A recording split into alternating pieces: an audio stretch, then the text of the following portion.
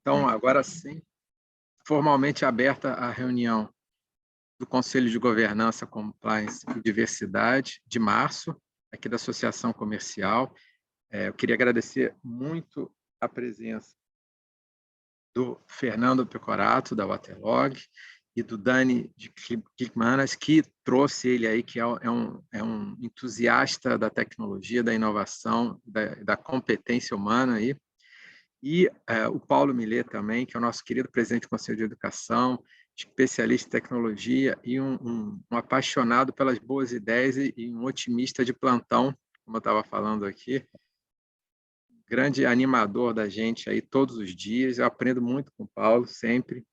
Agradecer também o Carlos Braga, que ainda vai entrar, vai nos dar o prazer da sua companhia, mas um pouco mais tarde, que tem uma palestra também que eu falo sobre investimentos ESG, que é obrigatória para todo mundo que quer entender esse mundo.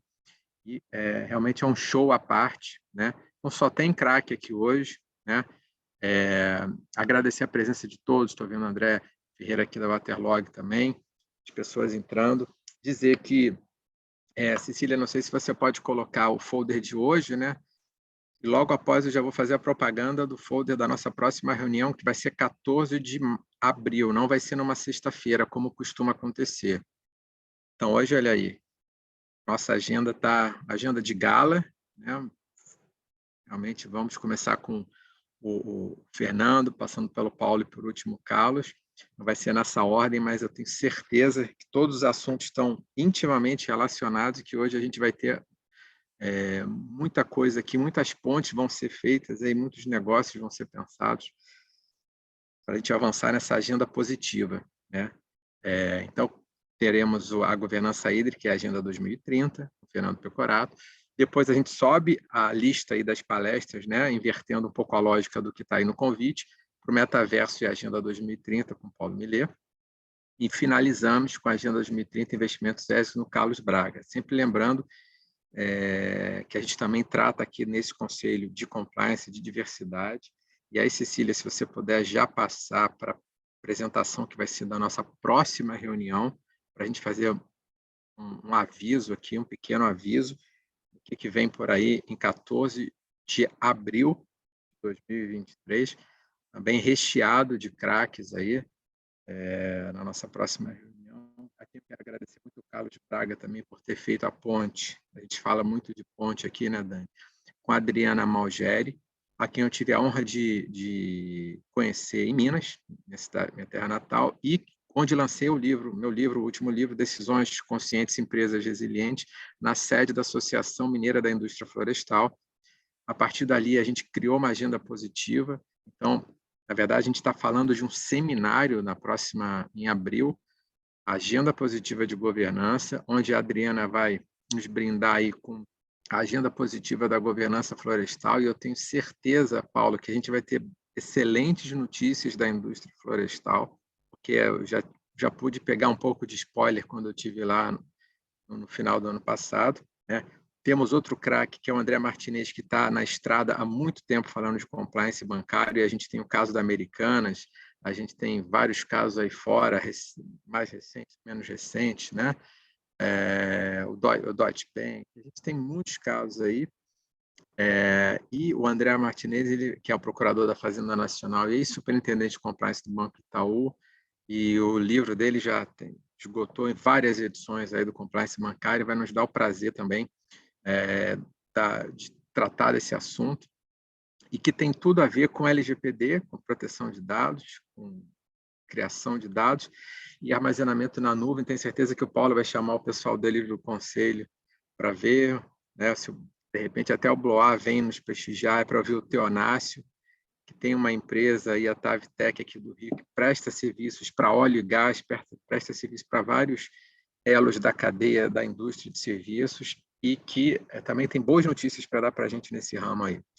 E vamos finalizar com um colega que está em Harvard agora, teve recentemente com o ministro Barroso, e acabou de lançar o livro Corrupção Empresarial e Administração Pública, que eu acabei de receber. É muito interessante, ele mostra ainda a falta de coordenação da administração pública do Estado brasileiro para lidar com a corrupção, apesar dos grandes avanços.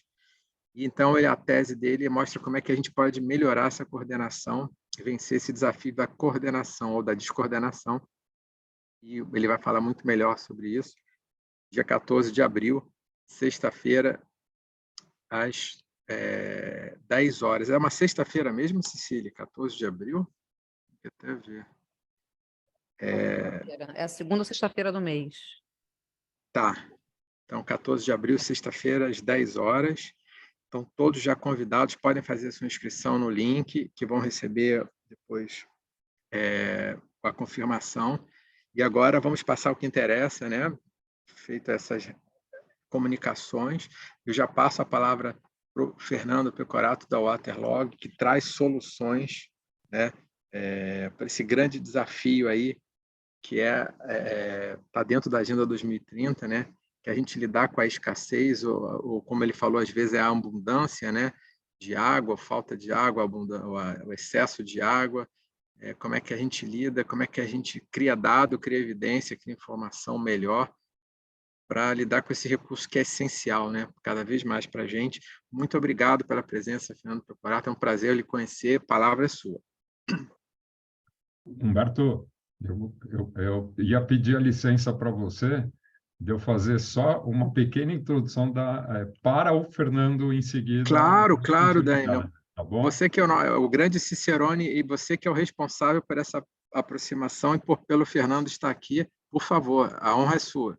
Muito obrigado, doutor Humberto. O negócio é o seguinte, há mais ou menos até 6 anos atrás, eu, por 10, 11 anos, fui CEO de uma empresa de saneamento.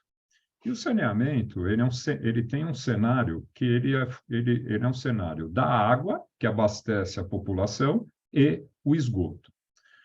Então, qual era uma grande dor, e é uma dor que hoje os gestores ainda, tanto faz se são privados ou se são públicos, qual é o problema principal das entidades públicas em se manifestar positivamente em relação ao saneamento?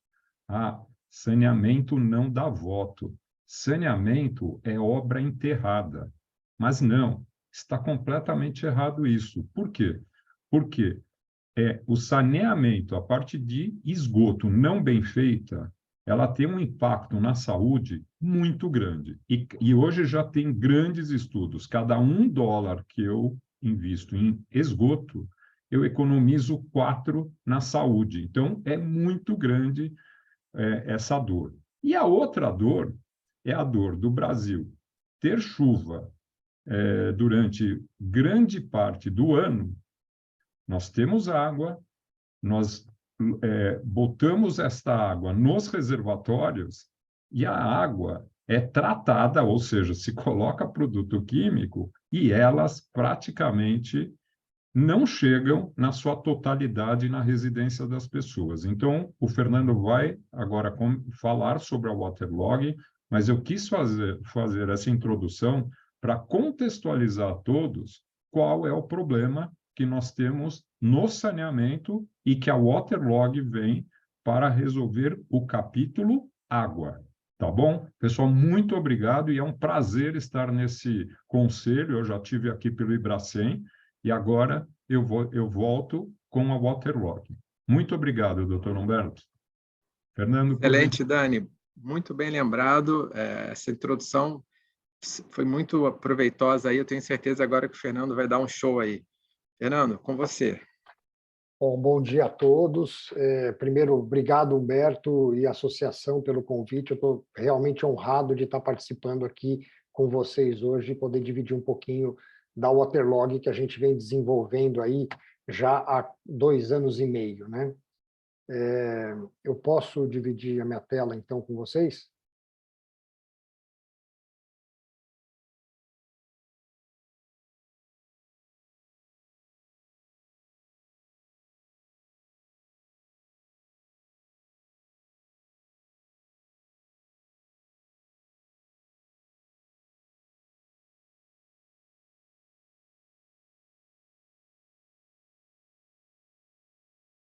Vocês já conseguem ver minha tela, né? Sim. Então, tá bom. Vamos lá. Bom, eu quis trazer um pouquinho de contexto sobre a água no Brasil e no mundo, né? Então, quando a gente olha a questão água, a própria ONU já diz que o próximo problema global que nós vamos ter depois da Covid é a escassez de água, né? E isso já está sendo falado e sentido muito de perto, né, no Brasil, já desde 2014, pelo menos, quando nós tivemos aquele problema sério de seca em São Paulo, que quase tivemos um colapso na cidade. O governo do estado teve que investir alguns bilhões para trazer água de outra região, né, do Vale do Paraíba, para abastecer a cidade. E de lá para cá, o que vem acontecendo é que o nível máximo das represas tem caído, né? Então, a gente está vendo que as represas, os mananciais, eles estão cada vez mais baixos, mesmo ano após ano, com os ciclos de chuva e tudo mais. E isso também não é diferente no mundo, né? Então, nos últimos meses, a gente começa a ver uma série de notícias informando sobre a seca na Europa e como que eles estão se preparando para um período drástico de seca. E aí existem uma série de evidências, né? Você vê coisas bonitinhas, interessantes, que é navio da Segunda Guerra Mundial que estava afundado e começa a aparecer porque o nível das águas começa a baixar, pegadas de dinossauro que começam a aparecer também porque os rios começaram a secar, né? Veneza agora com os canais secos, e no Rio Grande do Sul, tá aqui do nosso lado, nós já temos aí 236 cidades em emergência por conta da falta de água, né? Cidade do México também, milhões de pessoas sofrendo por causa de falta de água. Então, a crise hídrica, ela está aí, chegou e nós vamos ter que lidar com ela, né? Agora, os problemas, né? Quais são as causas principais dessa crise hídrica? Nós temos um aumento de consumo, que é uma coisa natural. A gente tem que fazer a expansão, né? As concessionárias têm que fazer a expansão das suas redes para dar acesso a mais pessoas à água encanada e tratada. Então, isso aumenta o consumo. O consumo também aumenta por conta de agricultura, que a gente tem mais áreas plantadas, volumes de safras maiores, então isso também aumenta o consumo. O segundo ponto é o desperdício da água, né? Então isso está entre nós aqui, né? Nós em casa mesmo usamos a água de uma maneira errada, com excesso de água de chuveiro caindo e sendo desperdiçada, enfim, todo o nosso dia a dia, a nossa rotina traz um mau uso para a água. Além disso, a gente tem na agricultura, né? Então, a agricultura, a grande maioria, não estou colocando como todo mundo, mas a grande maioria não tem um controle efetivo de quanto de água que você está colocando para cada uma das suas plantações, e aí se adota a prática de superirrigação. Então, você irriga mais para evitar de ter problema de menor quantidade de água ou quantidade ideal, que você não sabe exatamente qual que está indo, ser colocada nas suas plantações. E um outro ponto do desperdício são as perdas, né? E aí, exatamente em cima deste ponto que eu vou entrar no tema daqui para frente. São as perdas que acontecem nos sistemas de distribuição. E outro problema da causa da crise hídrica são as mudanças no ciclo das águas mesmo, né? Então, a redução de chuvas em alguns lugares, aumento em outro. Então, o Humberto até estava comentando agora, poxa vida, né? Nós estamos tivemos um problema aqui no litoral norte de São Paulo com excesso de chuva, gente morrendo por conta de desmoronamento de terra, regiões ali em Bonito, que normalmente trilhas viraram submersas por causa do excesso de água.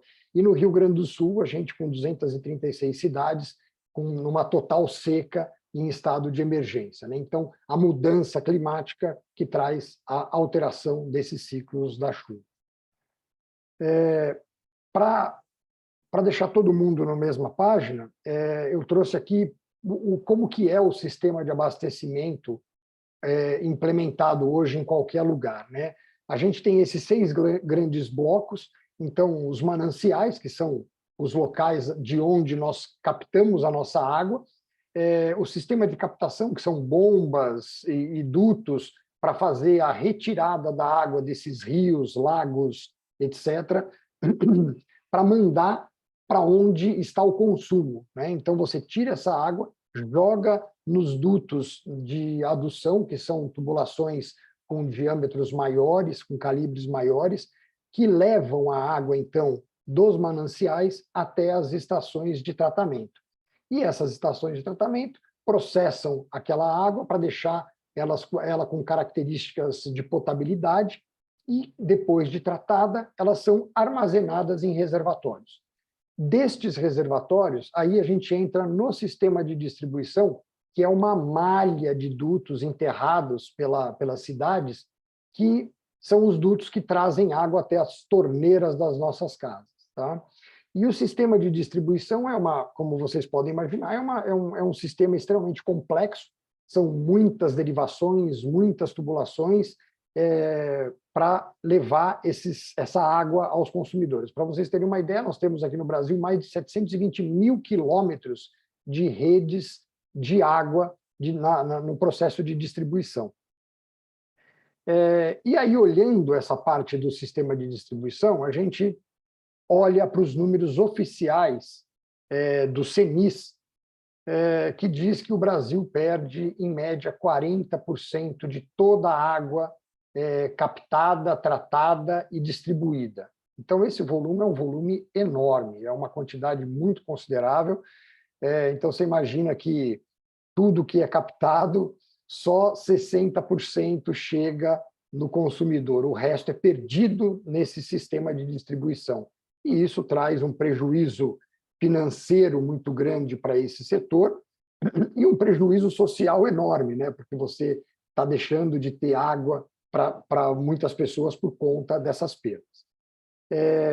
Para trazer um pouco de números para a gente entender, eu peguei um exemplo aqui de um bairro de São Paulo, vocês já devem conhecer, Moema, é um bairro pequeno de São Paulo. Tá? Então, esse bairro tem 90 mil moradores. Tá? O consumo normal de água per capita por dia é de 154, a média do Brasil é de 154. A OMS preconiza que o consumo mínimo é de 110. E no Brasil a gente tem locais mais quentes que consomem até 180 litros. Mas essa é a média do consumo. Então, no bairro de Moema, existe um consumo de mais de 13 milhões de litros de água por dia e dá 5 bilhões de litros por ano. Só em perdas, isso equivale a 2 bilhões de litros por ano neste pequeno bairro. Em números financeiros, o custo da água para você fazer todo esse processo que eu mostrei, captar, tratar e armazenar e distribuir, está na faixa de R$ 2,85 por metro cúbico. Então, essas perdas todas equivalem a 6 milhões de reais por ano só com o bairro de Moema. Colocando isso como uma perda de receita, quer dizer, se esse volume de água pudesse ter sido entregue e faturado, teria mais um faturamento de quase 10 milhões por ano. Ou seja, só com o bairro de Moema existe uma perda no setor de mais de 15 milhões de reais por ano. Tá? Isso sem considerar todos os custos que têm que ser incorridos para criação de infraestrutura. Então, você imagina, se você tem um consumo num determinado bairro, você tem que criar e você tem uma perda de 40%, você tem que criar uma infraestrutura para suportar o consumo mais as perdas. Então, esse aspecto de investimento em infraestrutura acaba sendo um valor extremamente importante para um setor que depende única e exclusivamente de grandes somas de investimento e recuperação desse investimento em longo prazo. Né? O que eu queria falar para vocês também é o seguinte, Esse número de 40% é um número oficial, mas quando a gente fala com as concessionárias e entende de fato o problema, esses números são muito maiores, né? Então, tem concessões no norte do Brasil com mais de 80% de perda. Rio de Janeiro mesmo, uma média de 65% de perda. Então, esses volumes são muito grandes, né? E esse problema é, de fato, importante. Tanto é que o marco regulatório do saneamento ele tem dois pilares aqui principais. O primeiro pilar é a universalização dos serviços. Então, tem que expandir a acessibilidade à água potável para um patamar de 99%. E tem que reduzir perda. Então, esses são os dois principais pilares. Quer dizer, a meta é de atingir uma média nacional de 25% até 2033. Né?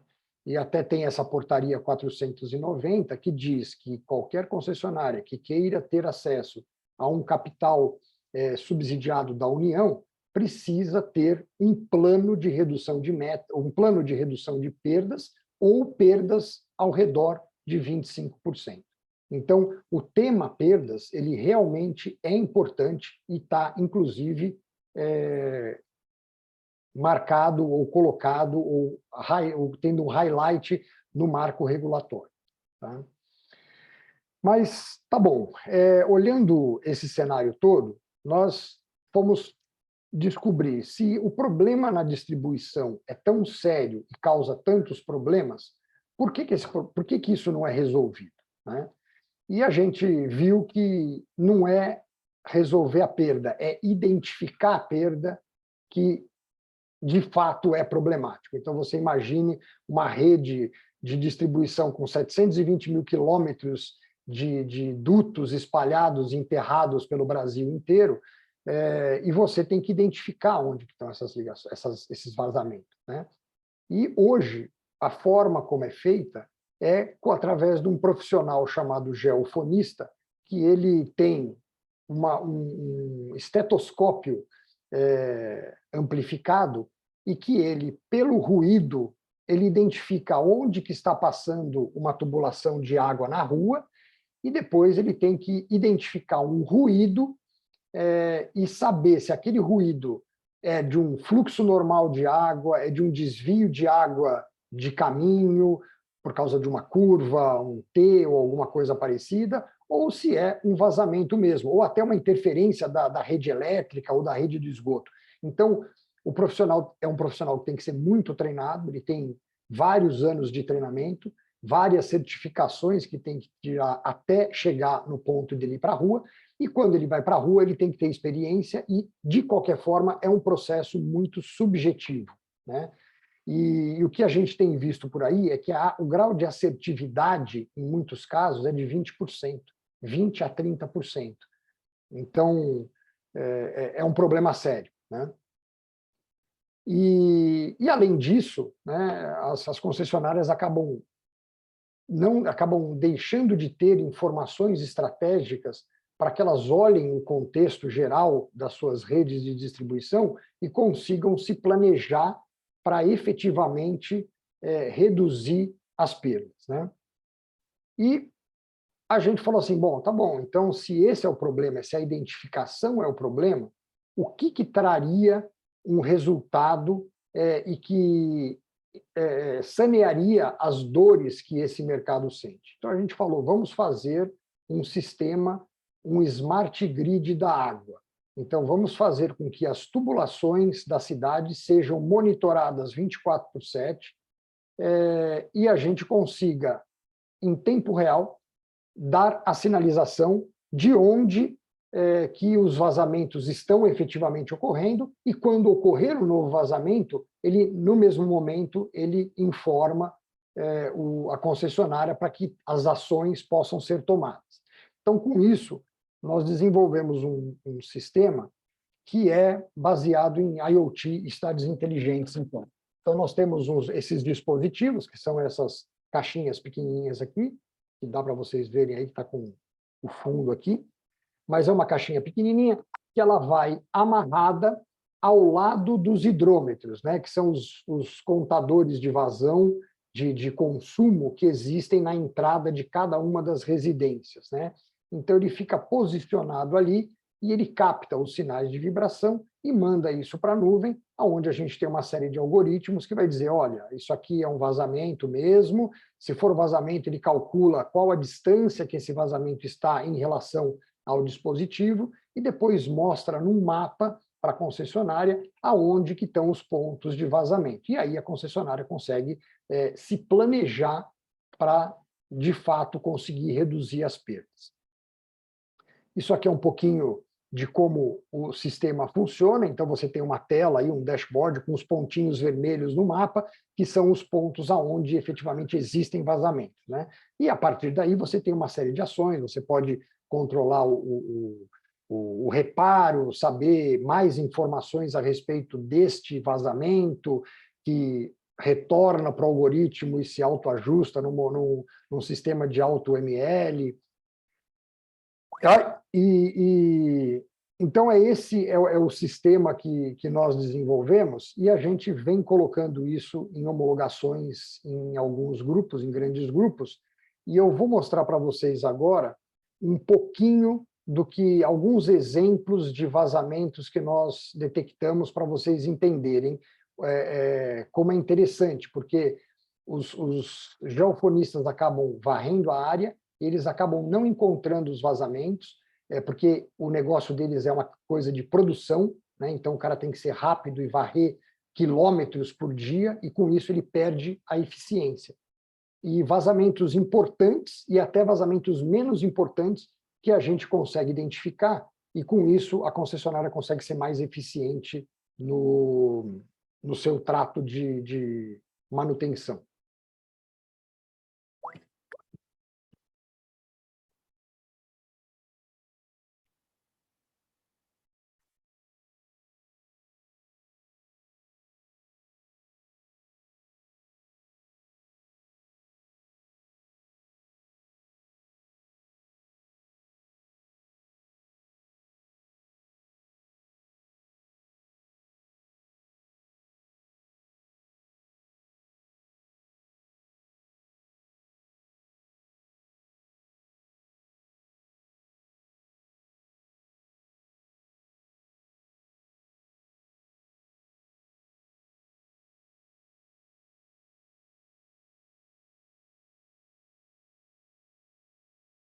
Vou fazer uma pequena intervenção aqui. Esse vazamento é um vazamento que estava embaixo de um piso no jardim de uma residência e é relacionado com o lado da concessionária. E não tinha evidência absolutamente nenhuma de que havia um vazamento aqui.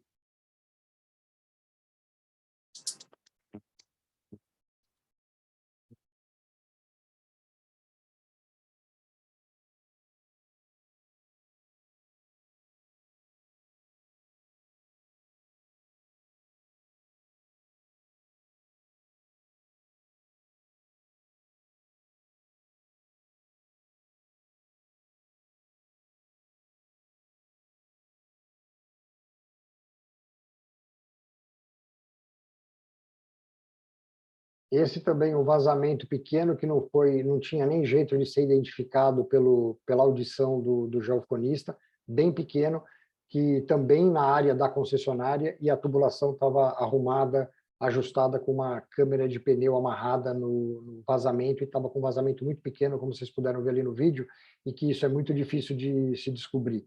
Então, também, sem nenhuma evidência, um vazamento muito pequeno, mas que pode causar grandes danos, né?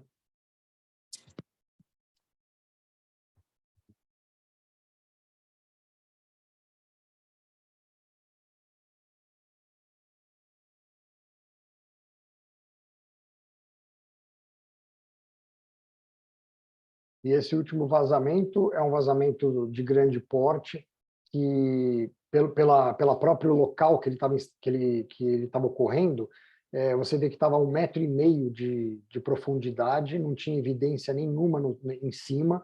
Ali era uma área de terreno, né, com grama, planta, tal. Então as plantas estavam maravilhosamente regadas, bonita, mas a água sendo perdida de forma abundante embaixo ali do sistema de distribuição, né? Então, para mostrar um pouquinho o que a gente conseguiu até agora dentro desse universo, em todas as homologações que nós fizemos, a gente conseguiu detectar 100% dos vazamentos, né? Então, quer dizer, nós posicionamos nossos sensores e avaliamos, e nós identificamos todos os vazamentos que tinham na região. O que a gente normalmente faz para chegar nesse número, né, é que a gente pede para a concessionária fazer uma varredura numa área a escolha dela, que tenha vazamentos, e não falar nada para a gente. Nós vamos lá, colocamos os nossos dispositivos e nós apontamos aonde tem vazamentos. Então, nós apontamos muito mais vazamentos do que eles conseguiram identificar, e depois que eles foram checar se aqueles vazamentos eram verdadeiros ou não, eles confirmaram que aqueles vazamentos de fato existiam. E se a gente olhar para o processo atual deles, eles conseguiram identificar 1/3 dos vazamentos que nós identificamos, tá? Com o processo tradicional, que eu digo, né, com o geofonista e tudo mais. Então, aqui um aumento de eficiência muito grande no processo, e onde a gente tem as informações na ponta do dedo, no momento que os vazamentos acontecem. Então, esse é um pouquinho da tecnologia e do caminho que a gente está até agora.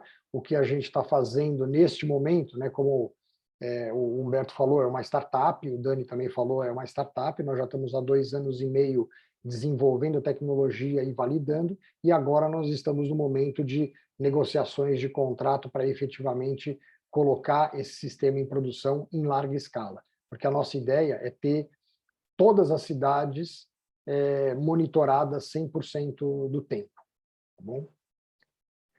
Então é isso. Muito obrigado mais uma vez, Humberto e pessoal da CRJ, pela oportunidade de apresentar, e eu fico à disposição aí, qualquer dúvida e perguntas que tenham. Excelente, olha, apresentação, fica animado e ao mesmo tempo fica com várias perguntas, né, querendo fazer, aí podem mandar para a gente. Essa apresentação, se você permitir, Fernanda, ela vai entrar no nossa coleção de apresentações aqui do nosso conselho, que fica no nosso site da associação, e essa apresentação também, com autorização, ela vai ser colocada no YouTube, né, junto com essa reunião. Aí tem os contatos do Fernando, para quem quiser colocar. Eu mesmo já falei desse meu eu tenho um projeto aí de um livro de políticas públicas de desenvolvimento, dos estudos, a gente fez com a FGV alguma coisa, falei com o Dani da gente levar para o MISPER, para a Fundação Dom Cabral, e eu acredito que você vai ser uma nova oficina, pelo menos um dos frutos disso aqui, vou te chamar para as oficinas aí, porque com as turmas, ou alguém que você indique, porque eu acredito que esse assunto é livro-texto, né? Livro-texto que a gente precisa de política pública de desenvolvimento, mas fora isso, os negócios que podem acontecer aqui na associação, eu acredito que você já está convidado aqui para participar das discussões desse conselho, mas não só do conselho, acho que para o futuro. A gente quer criar aqui no Rio também cadeias de valor que consigam, né, alavancar mais o Estado, saindo só do óleo e gás. Eu acredito que essa é uma agenda que, não só com a SEDAI, mas com várias outras concessionárias, a gente pode caminhar junto, né? Temos aqui um secretário executivo do governo do Estado, Nicola Missioni, que é membro desse conselho, era membro desse conselho antes de virar secretário executivo, e acho que é muito interessante ele conhecer também, a gente pode tentar fazer essa ponte, afinal de contas vai ser muito bom para o Rio, mas queria repassar agora, pedir licença ao Paulo me ler, as perguntas podem ser endereçadas aqui, depois a gente repassa para o Fernando também, mas ele é convidado a permanecer conosco, se for possível, e participar aqui dos debates, até porque agora acho que tem um assunto que tem tudo a ver, que são os investimentos ESG, e a Waterlog, essa startup, né, com essa tecnologia, pode gerar e pode estimular essa agenda ESG. Então, eu queria passar a palavra, sem mais delongas, agradecendo ao Fernando Pecorato, ao Waterlog, pedindo aí, se possível, que mantém essa interação com a gente hoje. A palavra eu repasso, então, para o Carlos Braga, nosso querido professor, conselheiro de várias empresas, professor da FDC, e com vários projetos aí novos que eu vou deixar ele falar quando for melhor, quando ele sentir que é a hora. Mas, Carlos Braga, se você está nos ouvindo, quiser começar, aí é um prazer ter novamente aqui um grande parceiro, né?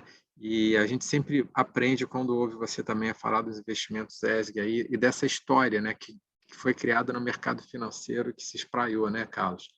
Seja muito bem-vindo aí, então. Obrigado, Humberto. Obrigado, pessoal. Não, estou muito feliz de estar aqui na CRJ.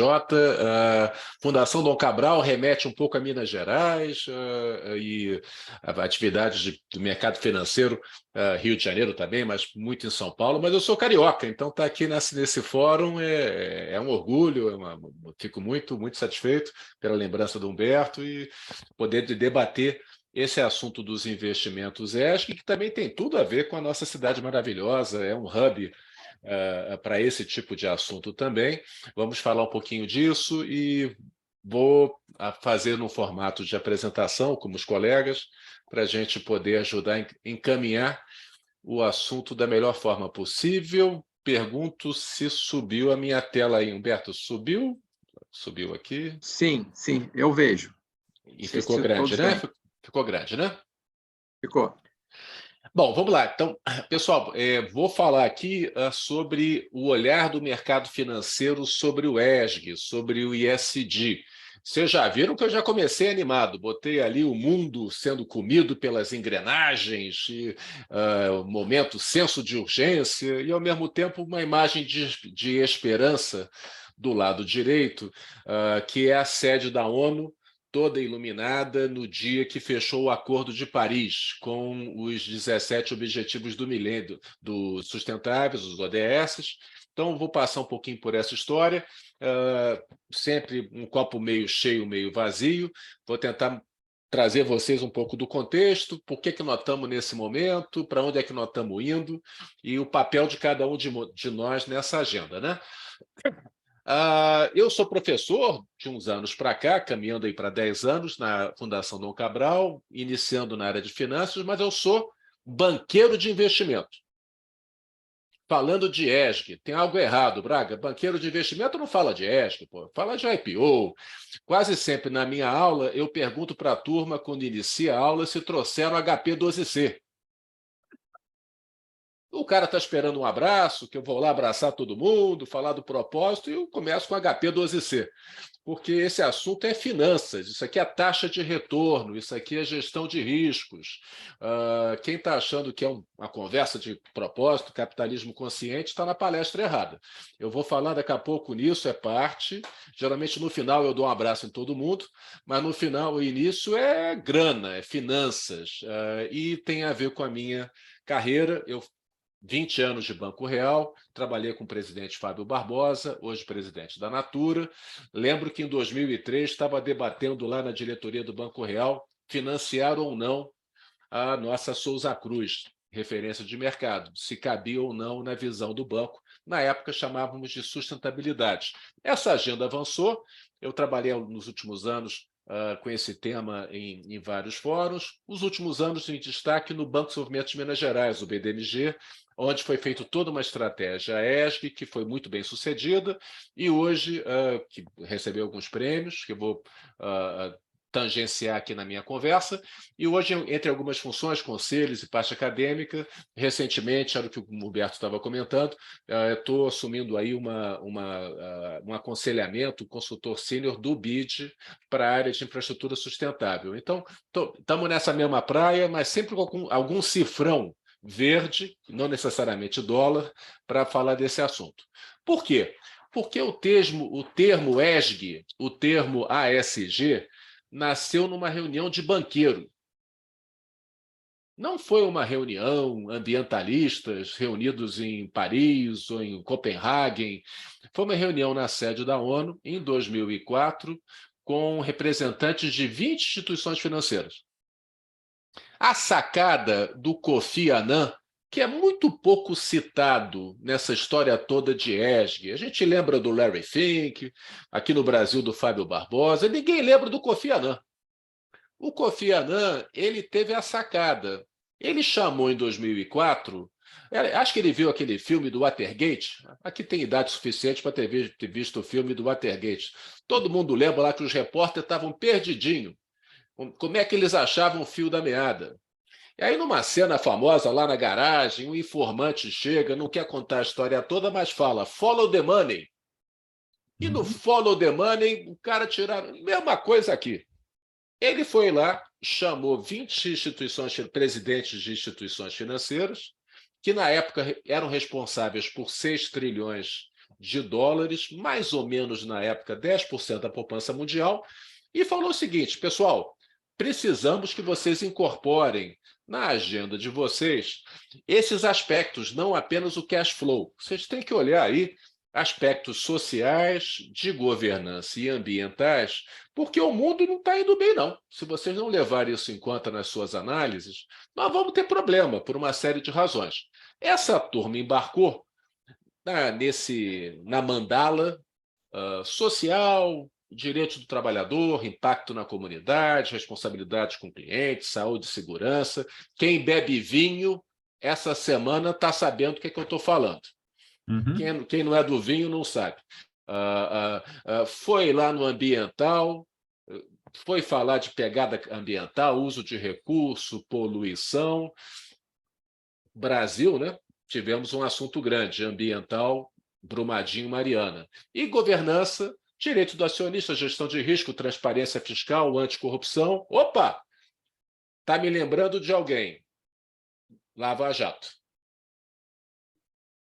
Ao fazer a sua gestão, e é o ponto de vista do banqueiro que financiou todas essas atividades, ao ter isso organizado, eu tenho redução de risco operacional, eu melhoro o valor de marca que leva valor de intangível, que eu já falo, trago você para um acesso ao capital mais barato, com isso eu consigo aliar resultados financeiros com uma geração de impacto positivo para a sociedade e um futuro longevo para a organização. Braga, agora você me deu uma braga, agora você está romântico. Mas não, eu vou mostrar por valuation que isso bate lá no bottom line. Até aqui está tranquilo, vocês estão achando, Braga, esse ESG então é legal, né? Mas é complexo. Existe todo um ecossistema de relatórios, agências de rating, de consultorias, de auditorias. Então, é uma jornada. Você tem que embarcar nela. Eu vou tentar dar uma cortada de caminho para dar uma resumida. Para quem não está lembrando do nome à pessoa, isso aqui tudo começa em 47 com uma tal de ISO, a busca de certificações externas para você dar conforto para investidores, fornecedores, clientes e parceiros. É uma jornada que começa com as ISOs e hoje ela tem essa complexidade, que é parte do nosso desafio. Mas eu sempre começo, o Humberto está acostumado, com um pouco de contexto. Por que nós estamos nessa agenda, Braga? E aqui em cima, pintadinho de verde, são os indicadores do que nós chamamos a grande aceleração. De 1950 para cá, o pós-guerra, o mundo viveu um momento, ou vem fechando talvez esse ciclo, um momento virtuoso. A população cresceu exponencialmente, de 3 bi para 8 bi, o PIB per capita cresceu exponencialmente, você teve investimento direto, que significa globalização, urbanização também exponencial, as pessoas nos centros urbanos têm acesso aos serviços públicos, universalização da energia, a invenção, aceleração dos fertilizantes para alimentar todo mundo, as grandes hidrelétricas que nos ajudaram a dar essa energia toda, uso de água. Esse aqui é um momento virtuoso da humanidade. Foram 70 anos sem uma grande guerra, só de crescimento. Quando alguém falar que na época dos seus avós, a vida era melhor, não há nenhuma evidência estatística. O mundo, e para não estar nesse gráfico aqui agora, e a extrema pobreza de 90 para cá cai de 40% a 50% da população que vivia com $2, cai para 10%. Pô, Braga, então é bom, né? Só que tivemos um preço associado a isso, que foram os gases de efeito estufa. Nitrogênio, carbono e metano, destaque para o CO2, que é o carbono. Isso foi muito pesado, isso realmente é uma conta associada a toda essa aceleração. Nós chamamos isso de era do antropoceno, o peso do ser humano mexendo o ponteiro da natureza. Isso impacta porque 50% do PIB global, estimado aqui 44 tri, é ligado à natureza, de alguma forma. Acabamos de falar de recursos hídricos. Então, não é sintético, não é telecom, são coisas que precisam de usar os recursos da natureza, e a temperatura aumenta, já mostro no próximo slide, já estamos aí em 1,2 desde que veio lá da Revolução Industrial, e vocês estão acompanhando na mídia as preocupações, vou falar um pouquinho logo na sequência. Brasil, o S do ISD é maiúsculo, então, nós temos a nossa própria situação. Brasil tem a segunda maior concentração de renda do mundo. 54% da população, 54% da riqueza está na mão de 10%. É comparável com o Sheik Árabe, que lá é 62%, e é comparável com a Índia, aquela turma lá, aquelas castas com rubi na testa, lá é 51%. É mais concentrado que na Rússia com seus oligarcas. E se você virar a pirâmide, se 10% tem 54%, você vira a pirâmide, 50% tem 10%. Então, o S no Brasil é grande. Isso leva a várias estatísticas, mas calcula-se, Oxfam, é o grupo aqui pensando academicamente, que 33 milhões de brasileiros estão nessa zona aí dos $2 por dia, com todo o auxílio que vem para cá e para lá, mas é uma zona de exposição. Para dar uma mergulhada no carbono, o colega Fernando entrou na água, para entrar aqui no carbono, carbono tem nome e endereço. 42% vem da energia, 24% da indústria, a trinca, cimento, plástico e ferro. E quase o restante todo é transporte, carro leve, caminhão e ônibus. Não é tão complicado, não. 90% do assunto é energia, cimento, plástico e ferro e transporte. E também sabemos onde está a geografia. 30% China, 12% Europa, 7% Índia, Brasil aqui com 2% a 3%. Ah, mas Braga, eu vi um gráfico, a gente é quinto, fumaça do desmatamento. Tirando isso, que é uso agrícola, nas indústrias clássicas. Também sabemos que é concentrado, 49% das emissões estão aí conversando com 10% da população. Padrão de vida americano, aquelas truque grandes lá que eles gostam. E tem CNPJ no jogo também. Por isso que as empresas não escapam.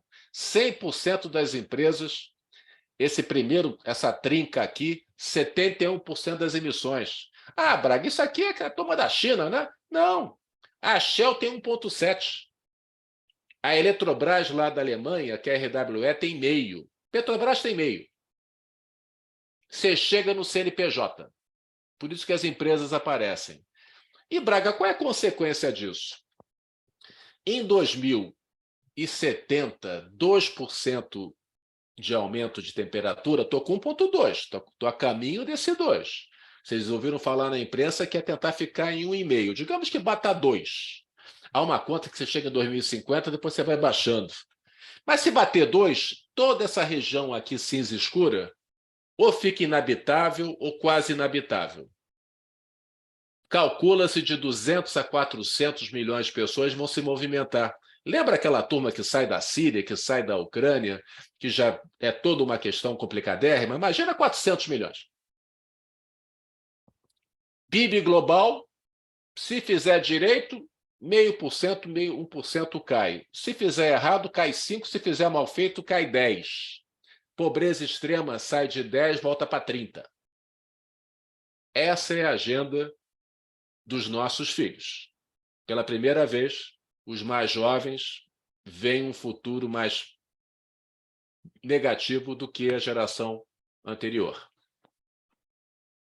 Isso leva a uma reação, não tinha como não ter uma reação, vem dos governos, o famoso Acordo de Paris. Braga, por que foi tão famoso esse Paris? A turma, tipo aquela do Rio 92, a turma gostou de ir lá em Paris? Pô? Não. O Acordo de Paris foi vinculante, não foi uma carta de intenções. Os países assumiram compromissos, botaram data e prazo, e se não cumprir, você pode fazer sanção comercial nele. Você pode fechar o mercado para ele, ele não pode não omitir. Como você tem a sanção comercial, você cria o vínculo, não é uma carta de intenção. Vocês viram que o nosso amigo Trump saiu em 19 do acordo porque ele não queria o vínculo. E só 4 anos de Estados Unidos fora do acordo, olha o tamanho da boca de jacaré da meta base. O Biden está correndo atrás, Brasil está um pouco atrás, mas Europa está correndo atrás. Tudo isso aqui é para tentar ficar no e-mail, que entre nós já meio foi embora. Hoje o otimista é 2. E 2 até 50. Depois tem que tentar capturar mais e baixar de novo. O business, na COP de Glasgow, tinha mais gente do business do que de país, já não era mais uma reunião só de diplomata, porque a sociedade clama para que a turma limpe o seu CNPJ. E aqui, nessa última que teve no Egito, a turma já falava em compensação, porque está achando que muita gente aí, algumas ilhas vão subir, alguma turma vai sofrer. Mercado financeiro reage. O Larry Fink aparece com a carta dele, que essa confusão toda era risco climático, ele precisava reagir, porque ele não é um hedge fund, ele não está apostando contra o dólar, ele faz posições de longo prazo, ele é um administrador de fundos de pensão.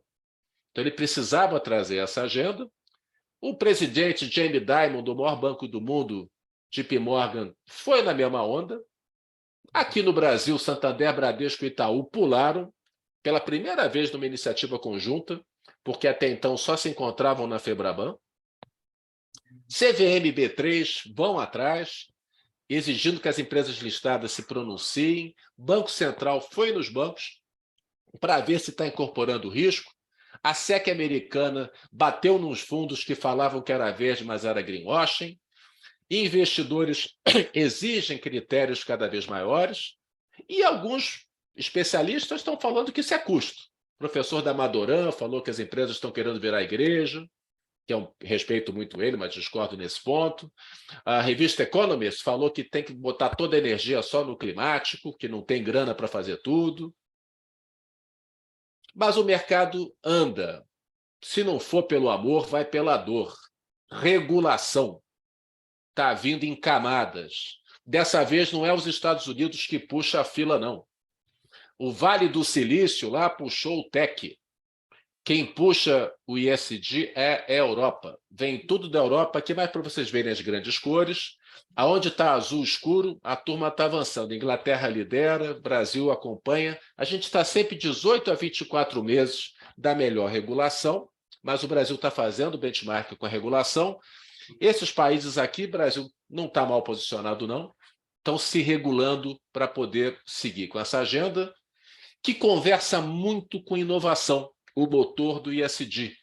Você precisa de, tipo iPhone, você precisa de mudanças exponenciais, que mudem a cara. As 10 famílias são os renováveis, as energias renováveis, as baterias, a economia circular, a reciclagem, prédios sendo construídos de forma inteligente, hoje são desperdícios de 30% numa construção, processos industriais mais modernos, hidrogênio verde chegando logo na sequência, fornos mais eficientes, combustíveis. O problema não é o motor a combustão, o problema é o que você coloca nele. Se você botar fóssil, sai fumaça com CO2. Se você botar etanol, não sai. O problema não é o motor a combustão. É o combustível que você coloca nele. Soluções. O problema não é o avião a combustão, é o combustível. Combustíveis sintéticos, combustíveis, biocombustíveis, soluções baseadas na natureza, uma tecnologia modernérrima que está por aí. Não sei se vocês chegaram a ouvir falar dela, uma tal de fotossíntese, uma coisa super moderna que alguns estudaram no colégio. Plantar árvore mesmo, muita árvore para plantar, que captura para caramba. Alguns filtros diferentes, mas que isso ainda não está muito avançado, e formas de você fazer agricultura de precisão com menos desperdício, acabar com queimada. O mundo avançou aqui, o momento iPhone ainda não rolou, que é aquele momento que você vai, todos os Nokia vão embora e você tem aquela subida vertiginosa da nova tecnologia. Nós não temos ainda o momento iPhone. O mais perto é da energia. Energia com solar e eólico já está no momento iPhone. O cara pensa 3 vezes em fazer um troço a gás. Está meio para trás fazer uma coisa térmica agora. Já fazer uma solar, o cara quer fazer. Quem sabe uma nuclear, que lá na Europa voltou a ser verde. Mas se você pegar plástico, cimento e ferro, está lá atrás. Não tem nenhuma tecnologia que diga que captura metade do carbono até 2050. Muito se fala, ainda está muito atrasado. Aqui vem a mudança e a oportunidade. Temos uma geração Z antenadérrima que quer entrar nessa agenda. Essa geração, essa garotada de 20 a 30 anos, que hoje é o seu analista júnior, o seu coordenador, talvez alguns já sejam gerentes, diretor raríssimo. Essa garotada, em 2030, vai ser 75% da força de trabalho.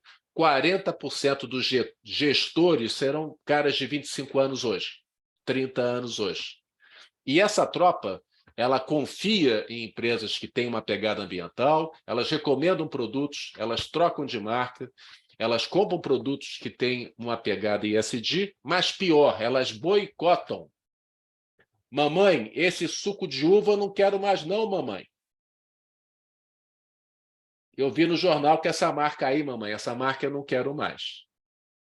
Está acontecendo essa semana, nos meus grupos aí, está vindo de todo lado. Como também teve um supermercado, como também teve outras situações recentes.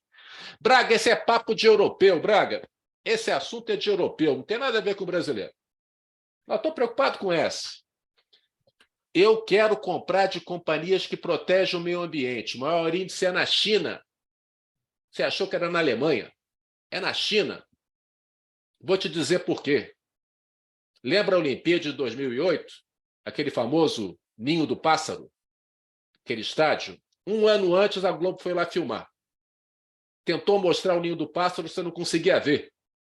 Estava no meio da fumaça. Para poder ter a Olimpíada da China, mandaram parar as fábricas com 3 meses de antecedência no entorno de Pequim, para a fumaça baixar. O chinês, quem está em país emergente, sabe exatamente o que é poluição. E ele quer mudar. Quem fica 45 minutos, quem fica 90 minutos para ir e voltar no trânsito de São Paulo, está fumando um cigarro por dia. O Brasil paga lá em São Paulo alguma coisa como quase 200 milhões de reais de doenças ligadas à poluição. Coisa que eu estou vendo lá no BID. Então, são coisas do nosso dia a dia. E isso está gerando, ao mesmo tempo, uma oportunidade de 400 milhões de empregos até o final dessa década. 10 trilhões de dólares de negócio ligados às inovações que nós falamos.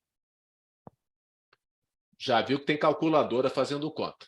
Isso passa pelos conselhos de administração, isso passa pelos decisores, que o Humberto na FGV, eu na FDC, estamos lá numa conscientização diária, que isso aqui não é uma agenda da moça do 5º andar que trabalha com sustentabilidade. Braga, tem uma moça ali que é muito bacana, conversa com ela que ela sabe tudo disso.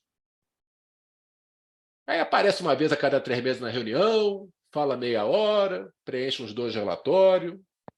Não é assim que a banda toca, não. O mercado financeiro não está nessa. Isso conversa com uma visão, Fundação Dom Cabral com Boston College, trabalhando numa leitura. Infelizmente, 60% das empresas brasileiras ainda estão no feijão com arroz. Eu cumpro a legislação, Quando alguém me pergunta desse assunto, eu sou defensivo, me protejo. Eu gero emprego, pô. Pago imposto, pô. Essa é a minha obrigação.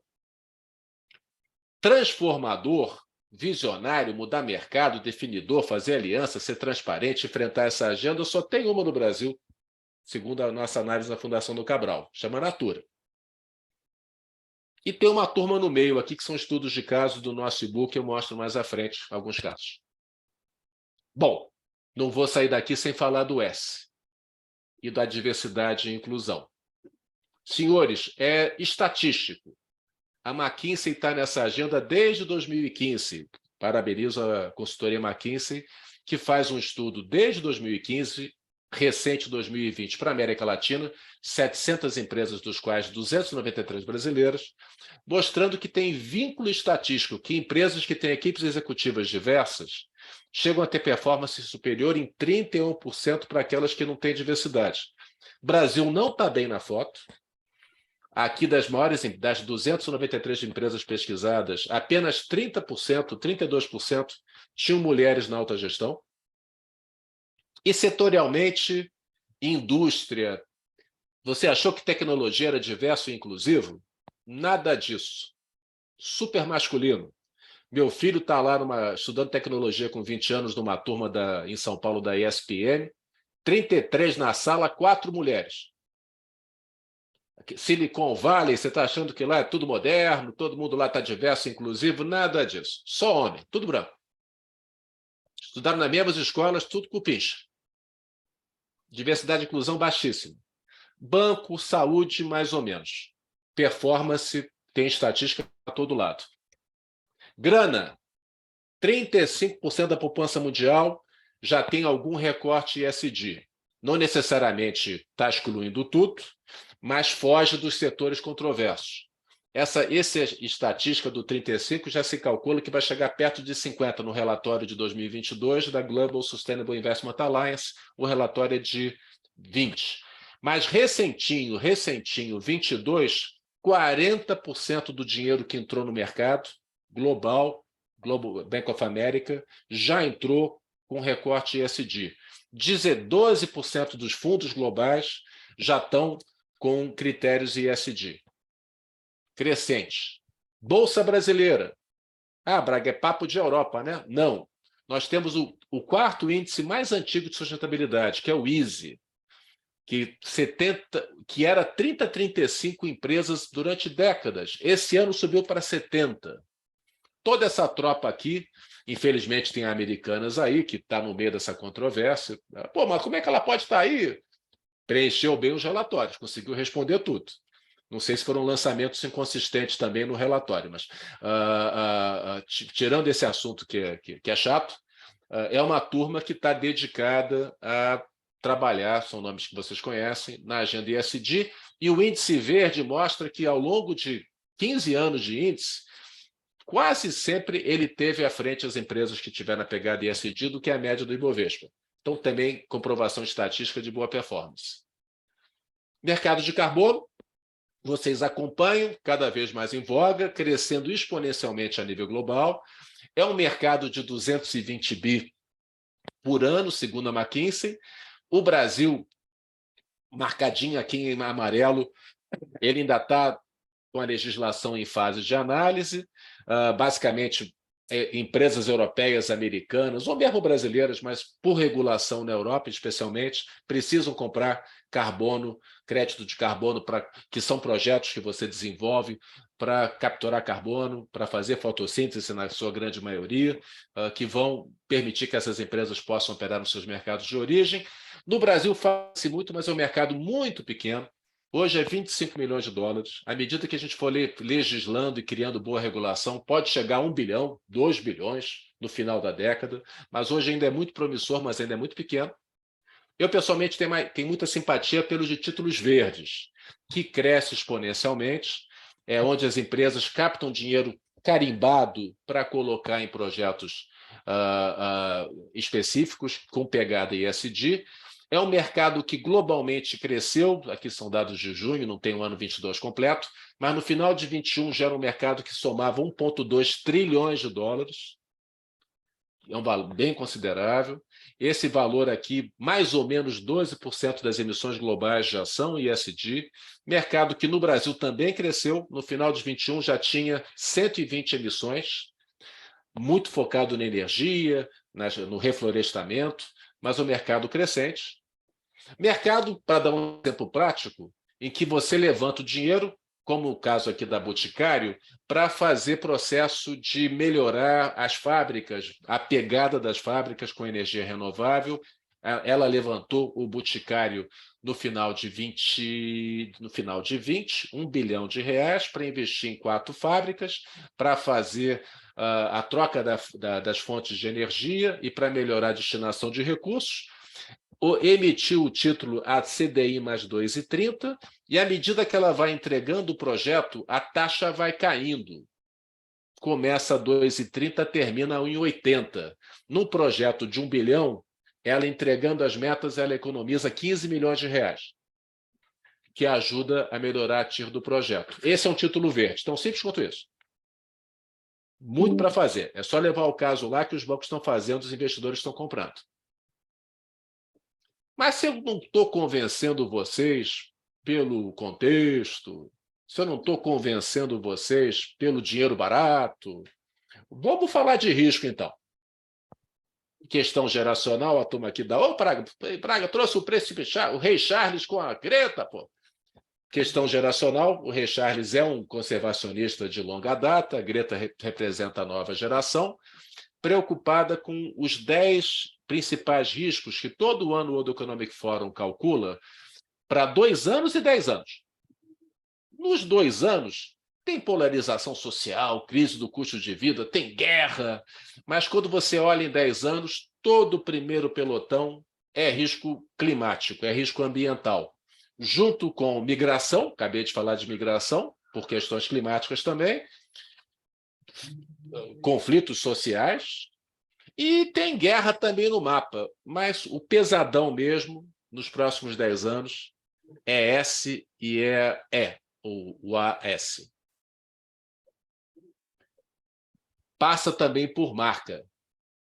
Existem cálculos hoje que as empresas americanas, as top, quase que 80% do valor não é cash flow descontado, é reputação.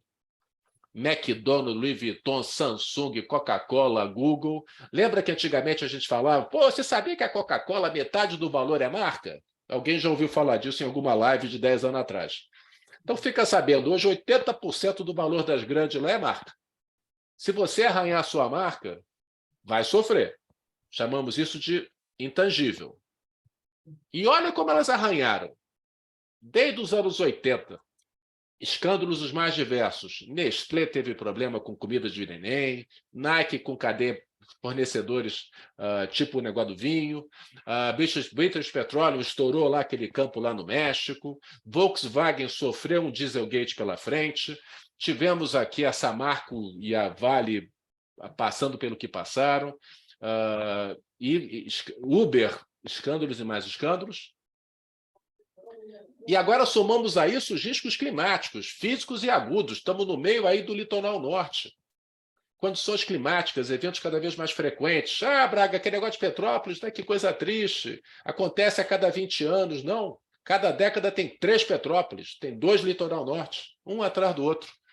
Isso vem criando problema nas empresas, condições climáticas extremas, perda de PIB, desertificação para algumas áreas, empresas sofrendo aqui, morte do terroir, a indústria do vinho passando por vários apertos, indústria do açúcar por vários apertos. Isso tudo nós chamamos de riscos ESG, especialmente riscos de transição.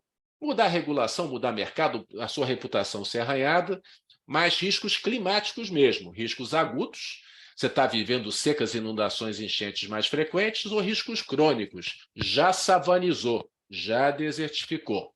Você tem que ter mapa para isso, existem relatórios específicos para isso, para você cuidar desse tipo de risco, também ter oportunidades, conseguir comprar energia eólica mais barata, conseguir acessar recursos mais baratos, mas você tem que ter algum tipo de gestão para esse tipo de risco, o que você geralmente faz através de matrizes de materialidades.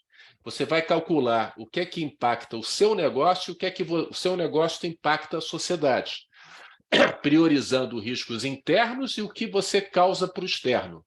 Essas matrizes, eu gosto muito da nossa amiga Unilever, que ela fica falando desde testar produtos em animal, que leva hoje grande reação da sociedade, a troca de dieta, a troca de embalagem. Ela tem tudo mapeado e mostra para o seu investidor que ela está cuidando desses riscos e também aproveitando as oportunidades. Pode ser um ciclo vicioso ou virtuoso.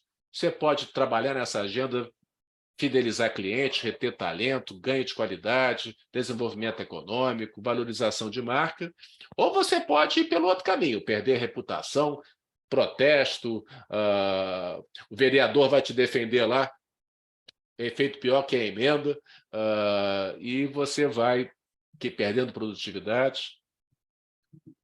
Praga, está tudo muito bacana, mas como é que eu saio da teoria à prática? Aqui vale o propósito. Você tem que amarrar uma razão de existir. Hoje você tem que ter lá uma visão, por que eu estou nesse mercado, onde que eu agrego. O Fernando acabou de falar de uma belíssima missão no mundo ali do desafio da Waterlog, e nós temos que ter esse fundo, mas depois que nós já passamos dessa etapa, sei por que eu estou aqui, para onde é que eu vou, fazer relatórios, avaliar aquela materialidade que eu acabei de falar, coletar dados e levar relatório para frente. Por quê? Porque 85% das maiores empresas brasileiras já têm um relatório. Daquele ecossistema que eu falei, você tem que abraçar um desses relatórios, um desses relatos, um GRI, um de carbono, um SASB. 85% usam o bom e tradicional GRI, que trata das 3 dimensões. E trabalhar, o mundo não é perfeito, tem muito relatório por aí que ainda não está indo lá no âmago da questão.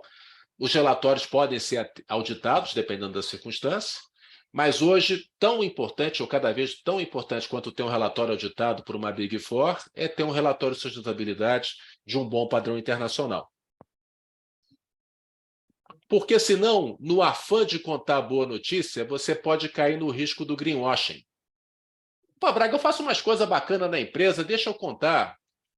E aí você vai falar coisa sem prova, vai falar que seu produto é ecológico, mas você trocou a sua composição, a composição foi trocada e continua na mesma. Você vai falar coisas irrelevantes, eu sou ecológico, mas a indústria toda é, porque o CFC da geladeira já foi trocado há 10 anos. Você vai falar que você não tem CFC, mas a indústria não tem mais. Você tem que mostrar adicionalidade.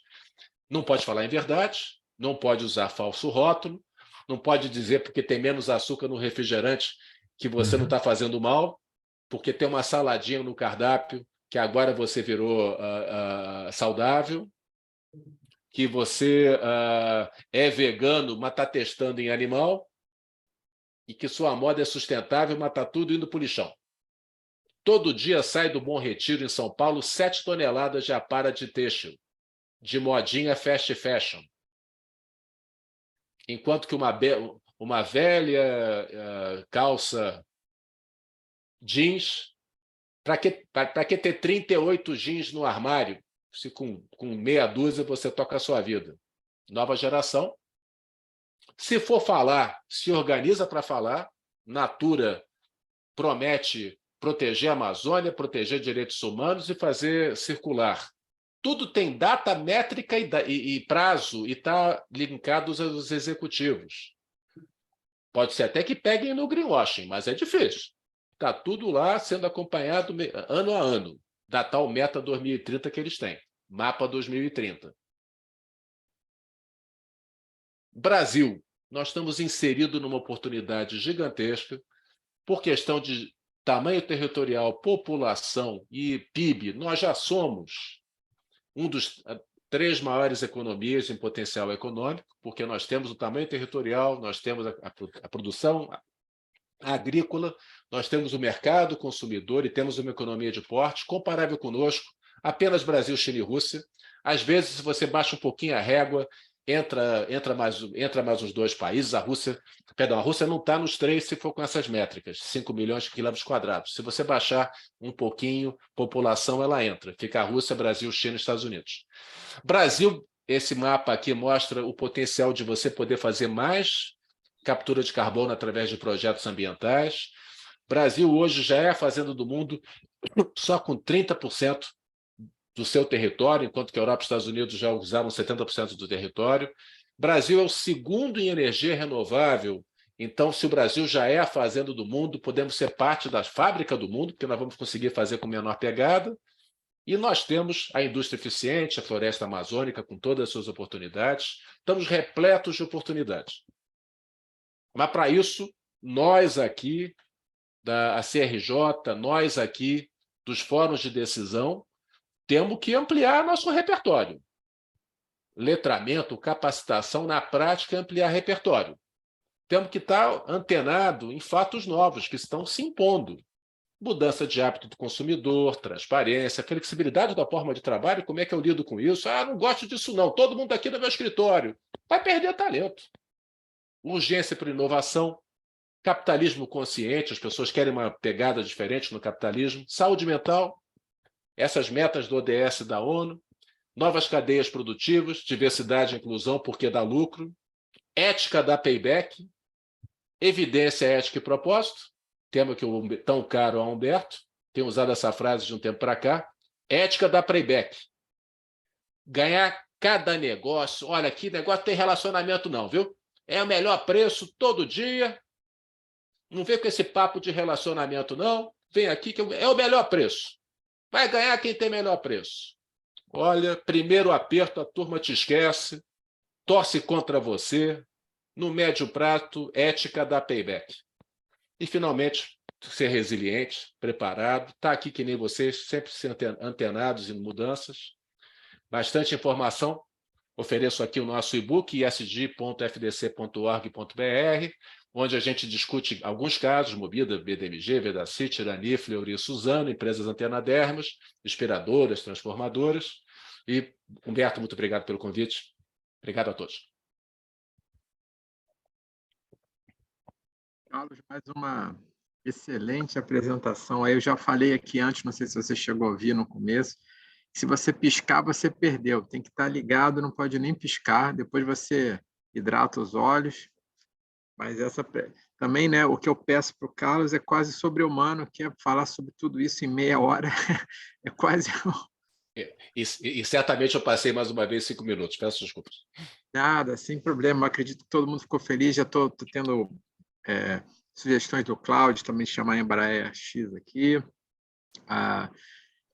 Podem fazer essas pontes, quem tiver esses contatos, vai ser ótimo.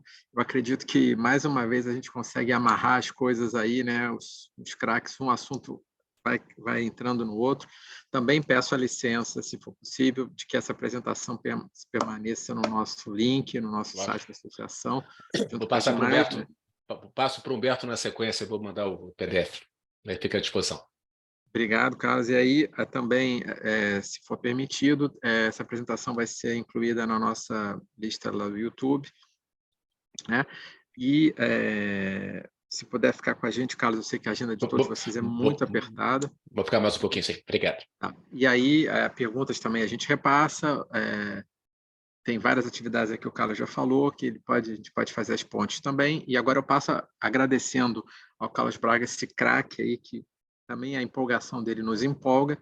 Estou falando de outro empolgador nato, que é o Paulo Millet, da educação, da tecnologia, que tem uma estrada aí longa e que esse metaverso ele promete empacotar tudo e fazer sentido e ainda atrair novos colaboradores, né? Tem um projeto grande aí do Conselho de Educação, do metaverso. Aí eu queria ver, Paulo, a gente consegue amarrar essas pontas todas aí no seu projeto, Paulo? Seja muito bem-vindo, bom dia. Olá, Humberto, obrigado pelo convite. É um prazer estar aqui com uma plateia tão especial assim, assistindo a palestra aí do Braga, do Pegograro. E eu acho que a minha conversa também vai encaixar um monte de coisa. Primeiro, assim, fazer uma mini apresentação aqui para encaixar nessa meia hora aí que a gente tem. E aí, minha formação, eu brinco que eu estou junto com o Fantástico, completando 50 anos de profissão. Então, eu entrei no SERPRO como estagiário em 1973, em julho, em agosto. Aí entrou o Fantástico. Eu associo toda vez que o Fantástico comemora, eu disse, opa, mais 10 anos, opa, mais 20 anos. Então, entrei, me formei em matemática, peguei a área de tecnologia de informação, programador, analista, sistemas, chefe de departamento, fiquei 15 anos, 16 anos no certo, saí e montei minha empresa de consultoria na área de tecnologia de informação, mergulhei na década de 90 em programas de qualidade. Antes da ISO 9000 chegar, eu trabalhava com as normas britânicas, até que em 87 chegou as normas ISO, a ISO 9000, trabalhei com a ISO 14000, primeira implantação de ISO 14000 no Brasil. Aí mergulhei em qualidade, parceria com tecnologia, essas duas vertentes transversais, né? Minha cabeça virou uma cabeça transversal, e aí mergulhei em educação à distância, também 30 anos na área de educação à distância. Antes da internet existir, a gente já fazia coisas em disquete, computer-based training, coisa nessa linha. Eu digo assim, minha carreira ela é toda transversal, e por isso que a gente encaixa bem as novidades, né? Porque a qualidade é transversal, tecnologia é transversal, educação é transversal, o ESG é transversal, os ODS são transversais, então a gente não pensa mais nas verticais, pensa nas transversais que afetam todos os nossos movimentos. Então, tem uma facilidade depois lá da UNB, peguei COP há um tempinho, depois a administração pública na GV, e aí minha formação embaralhou aí. Eu gosto de dizer que eu sou um generalista com algumas especializações. A gente vai convivendo nesse mundo em mudança e acostumado, né? A gente está no mundo da tecnologia há 50 anos. As mudanças que vão matar o mundo nos próximos 5 anos já aconteceram umas 20 vezes nos últimos 50. Então, o próximo está chegando aí, a gente sabe que vai sobreviver e sabe que o mundo vai melhorar. Como diz o Braga, você compara 100 anos atrás, eu digo o seguinte, olha, 1867 o papel higiênico foi inventado. Você gostava dessa parte do império anterior? Pô, muda de ideia, porque o negócio não era tão bom assim. Vamos lá, então vou fazer minha apresentação mostrando o nosso projeto. E uma coisa bem interessante, eu sou o presidente atual do Conselho de Educação aqui da Associação Comercial e membro do Conselho de Inovação também, a gente tem atuado aí uma parceria em conjunto. Tá? Deixa eu mostrar para vocês o que a gente está fazendo, que é uma coisa bem interessante. Eu quero deixar isso aqui sem compartilhar no modo aberto, tá? Porque a forma que a gente fez a gravação aqui acaba cortando a base, mas se estiver dando para ver aí, a parte escrita é muito pequena, eu que vou falar ao longo do nossa apresentação aí. Está dando para ver aí todo mundo? Tá legal? Então, tudo bem. Esse projeto surgiu em julho do ano passado. Existe um projeto do governo do estado, lançado no ano passado, Rio 2030, que é um projeto sem recursos financeiros, mas a ideia de aproveitar os 30 anos da Eco 92, ano passado, para gerar projetos de badalação em torno dos objetivos da ONU para 2030. Aí foi surgindo o projeto, o coordenador, vamos dizer, particular-privado, é o Paulo Protasi. Encontrei com ele em julho do ano passado, a ideia é captação de projetos para divulgação para o Brasil e para o mundo, né? Então, essa é a ideia da Rio 2030. Ele chamou, por que você não entra com um projeto aqui? Eu disse, olha, a gente pode fazer na área de educação à distância, com ADS, com ODS 4, 11 e tal, a gente mistura. Ele, não, mas, pô, você escreveu um artigo sobre metaverso outro dia, eu gostei, e é verdade, eu tinha arriscado escrever um artigo sobre o ODS antes do Facebook fazer a sua grande conversão. Eu disse, não, eu fiz, mas pô, um projeto é diferente. Não, vamos lá. E, bom, tudo bem. Reuni os amigos, eu sou diretor da RioSoft, Associação de Empresas de TI aqui do Rio, diretor do Sindicato de Empresas de TI também, juntamos um grupo lá, vamos fazer, vamos. Aí entramos com um projeto em agosto, com o nome da RioSoft, a RioSoft como a implementadora do projeto, e já entre nós, 4 ou 5 parceiros, resolvemos vamos criar uma startup a partir do início do ano para tocar esse negócio que parece ser muito interessante. Criamos esse projeto, lançamos o protótipo dele no final do ano, ficou bem legalzinho, e agora a gente está na fase final para fazer o lançamento agora no final de março, testes finais. Quando chegou na virada do ano, eu disse, olha, um projeto chamado Metaverso Rio 2030 não é comercial, não é interessante. Vamos achar um nome legal para juntar a ideia da sustentabilidade com metaverso, com ADS. Aí achamos um nome aí que foi o Arandu. Arandu, origem indígena, que tem um mix aí transversal, né? Mistura conhecer, com conhecimento, com experiência da vida, com relação com o ambiente. Opa, isso aí é o que a gente está querendo. Vamos falar em conhecimento, falar em ambiente, falar em experiência. Então, criamos o Aranduland. Então, nosso projeto ficou com esse nome e a gente vai tocando. E isso é que eu quero mostrar para vocês. A gente já está nessa fase agora, esse finalzinho de teste no mês de março para lançamento aberto a partir do mês de abril. Então, quero mostrar para você a premissa básica do projeto são os ODS, né? Então, a gente está mirando os ODS da ONU para 2030, nós 17, a gente começou a trabalhar, eu trabalho já há alguns anos com a ODS 4 de educação, com a ODS 3 de saúde, com a ODS 11, trabalhando em cidades inteligentes, aí diz, pô, isso aqui tem que trabalhar com todas elas. É transversal, tem que trabalhar com todas elas, e a gente tem que mostrar como é que isso pode ser representado de uma maneira tecnologicamente simpática, interessante e agradável. Tá? Aí eu gosto da figurinha, né?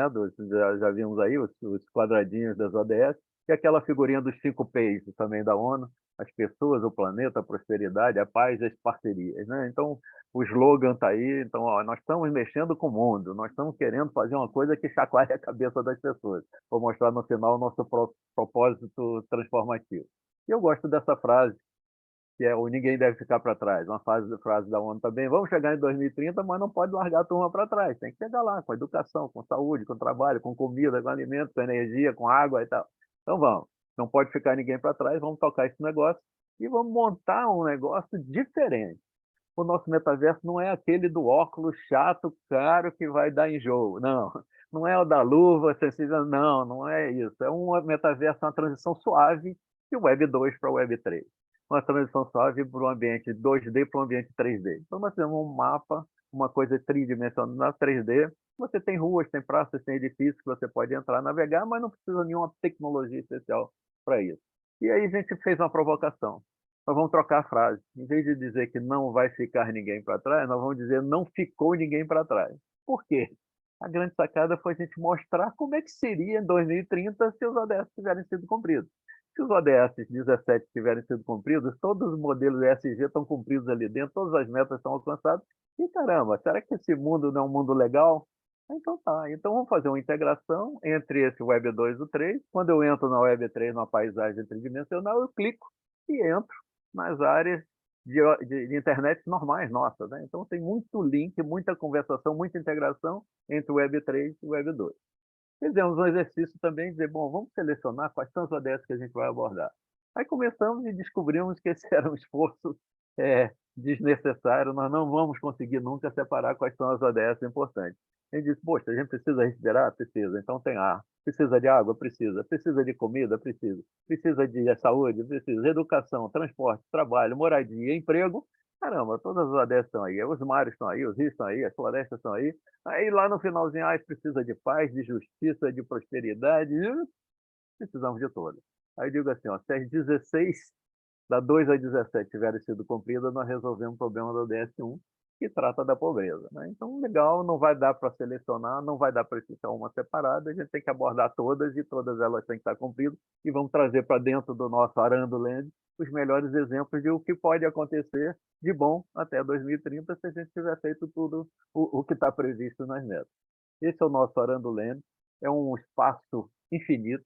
Nós temos, vamos dizer, uma autorização mundial para construir um espaço infinito, qualquer tipo de prédio, qualquer tipo de construção, qualquer tipo de habitação. Esse primeiro bairro está funcionando, a gente pode expandir, pode criar floresta, mares, rios e exemplo. A gente quer mostrar, quer dizer, a gente viu a apresentação do Braga, que é interessante, mas a gente quer mostrar ao vivo, quer mostrar funcionando, quer mostrar os exemplos, quer mostrar, a energia, olha que é legal, a energia solar é boa, a energia, o hidrogênio verde é legal, vamos mostrar isso.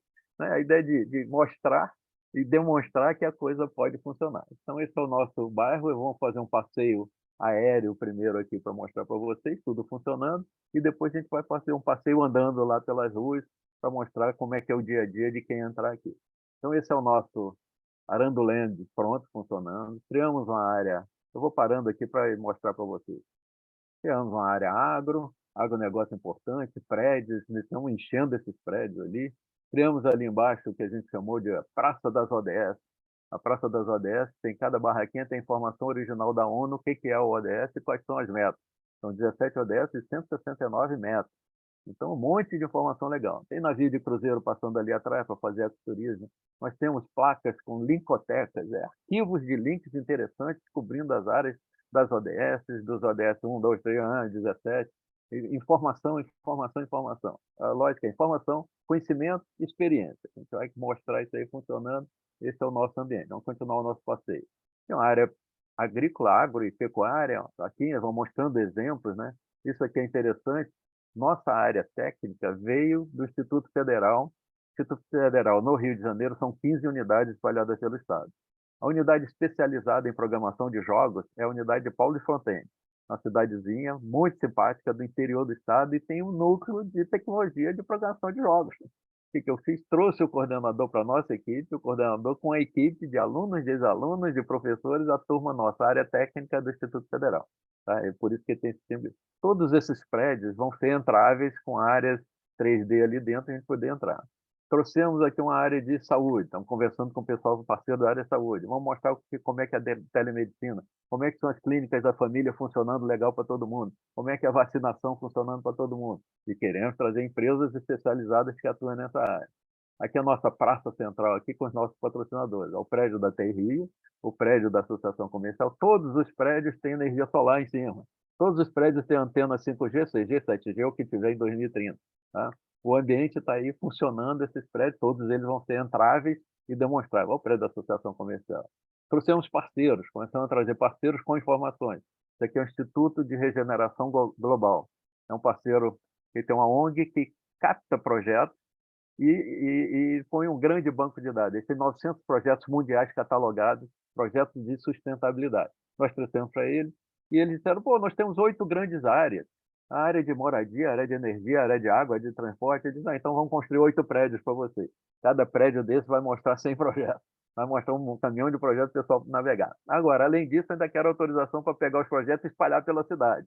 Lá no mar tem projeto do mar. Lá na energia eólica tem projeto. Ah, legal, topou, topou.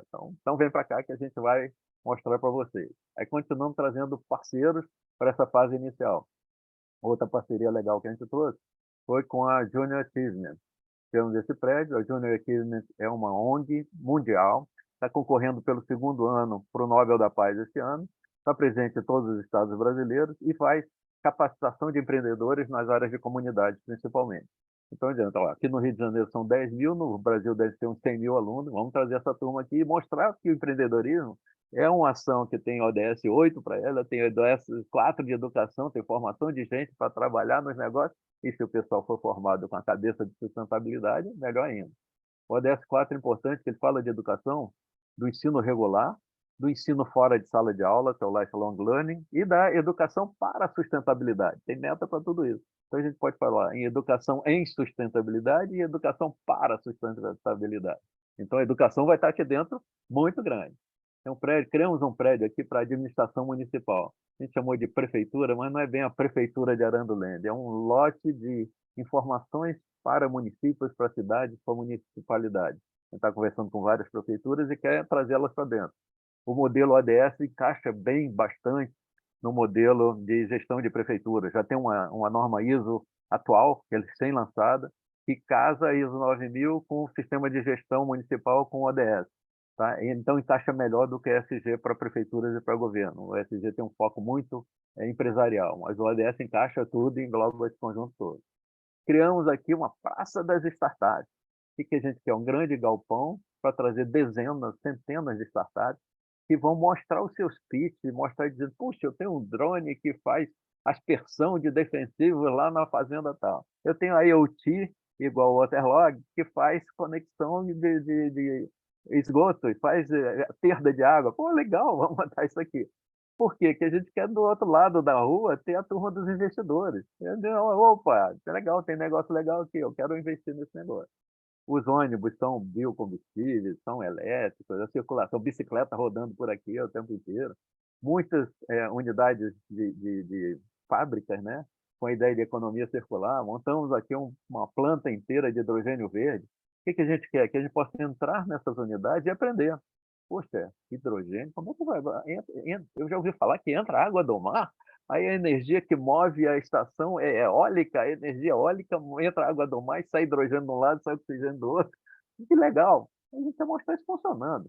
Então, aula expositiva não, aula prática, aula mostrando a realidade da vida.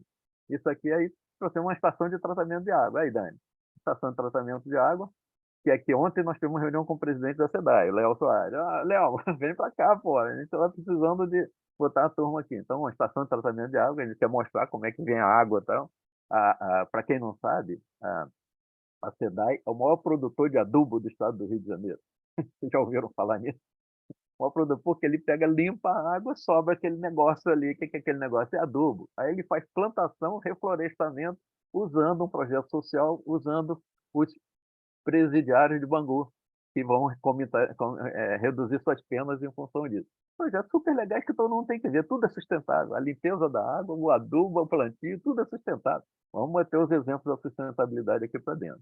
Tá? E montamos também uma comunidade.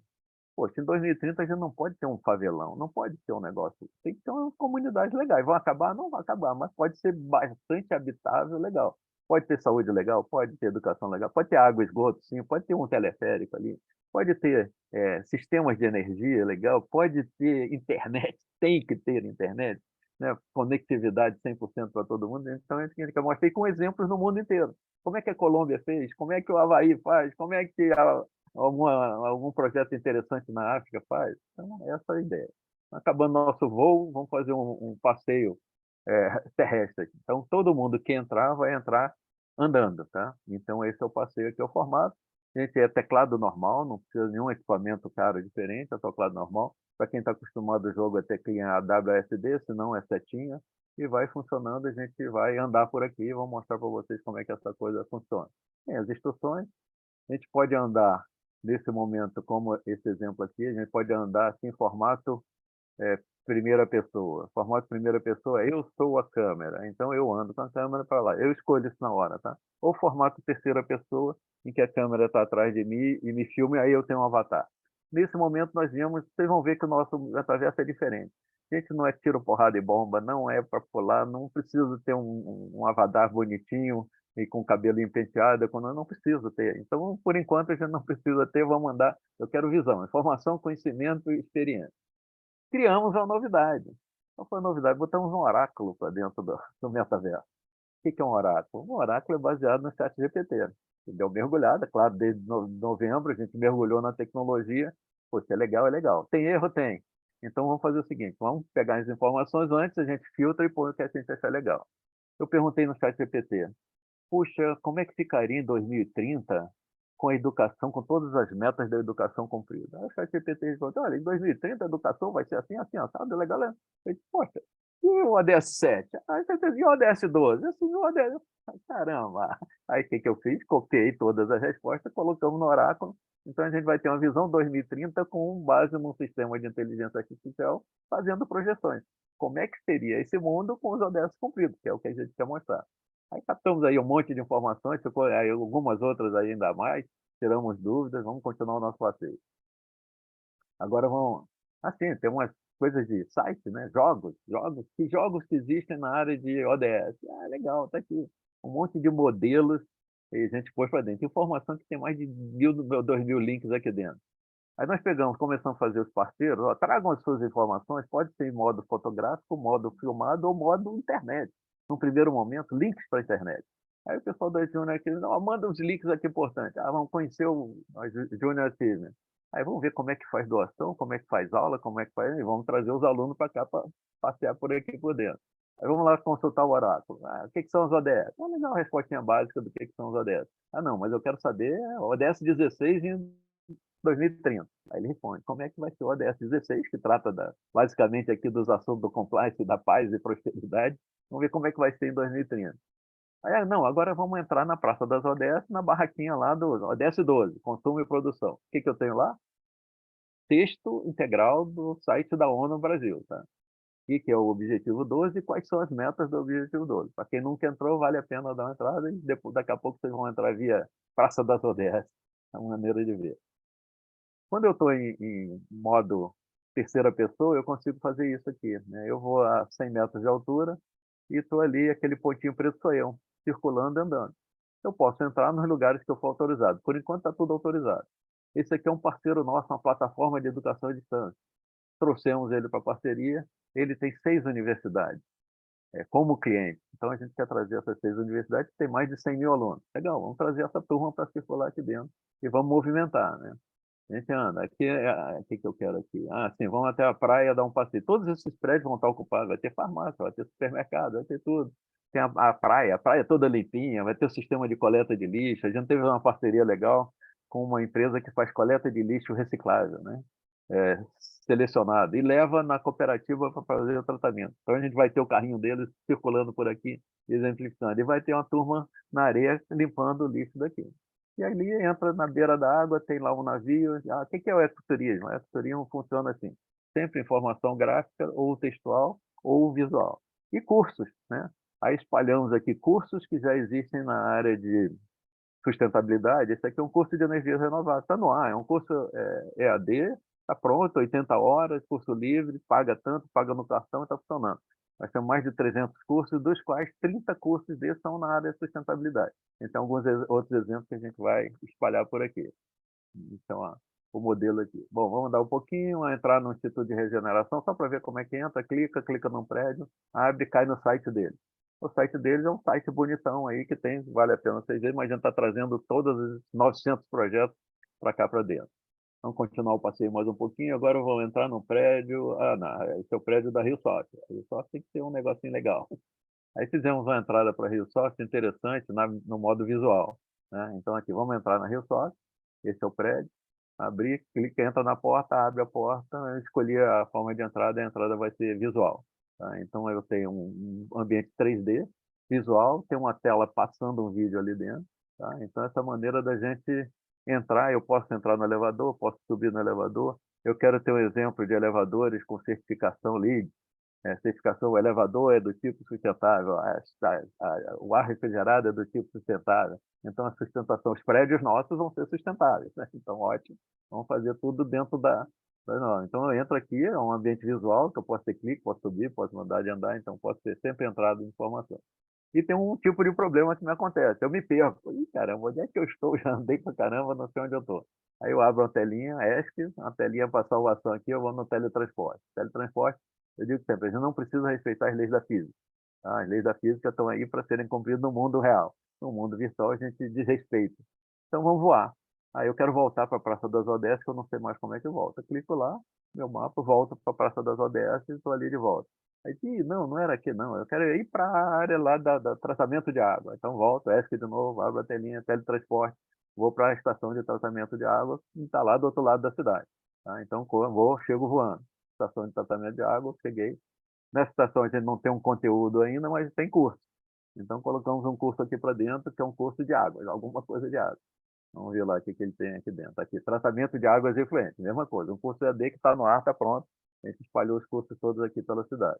Vamos continuar o nosso passeio já para dar uma arrematada aqui na área mais agro, deve ser passear pela área agro ali um pouquinho. Vamos para o outro lado. Isso.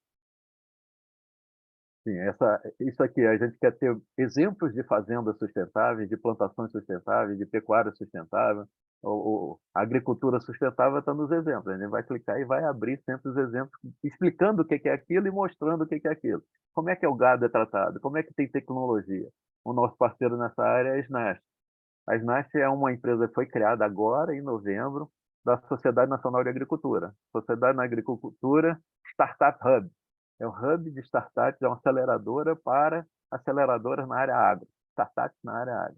Bem legal. Torcendo com toda a força da Sociedade Nacional de Agricultura, que a gente conhece bem aí. Então, a gente quer trazer as startups para colocar lá na Praça das Startups. Né? Então, a gente vai andando lá. Agro, visão de futuro, quer mostrar exemplos que existem no mundo inteiro. E vamos dar um último passeio lá na Praça das Startups. Sempre com placa de informações, conheça mais o que as startups no mundo estão fazendo, o que são startups sustentáveis, que exemplos a gente pode trazer aqui para dentro. Vamos contar aqui, são várias barraquinhas ali. Para encerrar, vamos fazer um passeio aqui até lá, a comunidade, né? Estou passeando, estou andando aqui de propósito. Se eu andar na frente do ônibus, o ônibus freia, não me atropela. Eu posso parar para tirar uma selfie. Legal, vamos ver a comunidade, vamos ver a selfie. Todo esse ambiente aqui e mostrar o que está acontecendo nessa comunidade e os exemplos. Então, só para a gente encerrar o nosso passeio, acho que está encerrando essa parte da caminhada, verdade. Então, aqui eu trouxe um diagrama para explicar aquilo ali. Esse é um diagrama técnico.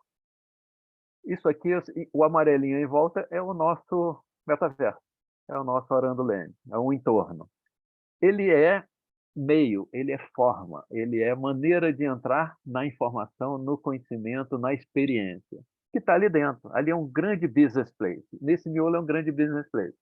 E aí eu tenho as verticais, que não são todas verticais porque elas se cruzam, e eu tenho vertical de educação, tem vertical de saúde, tem vertical agro, tem vertical de prefeitura, tem vertical de energia, tem vertical de justiça, tem consultorias na área de ODS, na área ESG e na área de tecnologia de informação. Então, é um mundo de possibilidades de negócios acontecendo ali dentro, entre empresas e organizações e de dentro para fora, com pessoas e órgãos e empresas que estão entrando e passeando.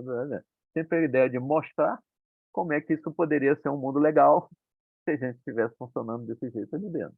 Que tipo de produtos e serviços a gente tem e pode oferecer, né, no nosso modelo de negócio, né? Vamos ver aqui a planta que eu faço a referência, a comparação aqui, tá? Do mundo, o casamento do mundo real com o mundo Aranduland. Que tipos de produtos eu posso ter? Eu posso ter patrocinador do nosso universo, legal. Posso ter anunciante, posso ter aluguel de sala, aluguel de prédio, aluguel, posso ter construção. Eu não quero esse prédio que está aí, eu quero um prédio voador. Legal, a gente desenvolve, faz orçamento para isso. Quer ter muita gamificação. Gamificação vai ser muito forte, aquela ideia de geração Z, elas vão entrar com formato de gamificação profissional, a linha dos serious games, né? Não é só um jogo para brincar. A gente vai ter um jogo para brincar também, mas vai ter o jogo sério. Você vai entrando nos lugares, vai contando ponto, vai subindo de nível e no final ganha um curso, ganha um prêmio, ganha um troféu da empresa X lá que patrocinou aquilo ali. Consultoria, vão ter os ambientes de consultoria, startups, a gente quer forte. O mundo startup, né? Tanto a empresa que está precisando do investimento e financiamento, quanto aqueles financiadores que querem participar ali. Então, tá. Eventos, a gente vai estar criando agora, está construindo agora nessas 2 semanas um centro de convenções. O centro de convenções, como tudo nosso, ele não respeita o mundo real. A gente entra, tem uma sala à direita que cabe 10 pessoas, tem uma sala em frente que cabe 100 pessoas, e tem uma sala à esquerda que cabe 10.000 pessoas. Então, esse mundo ali a gente vai ter. A gente está chamando as prefeituras para participar, a gente vai ter uma praça, um prédio de prefeitura, você clicou na prefeitura X e entra nas informações que aquela prefeitura quiser que a gente tenha.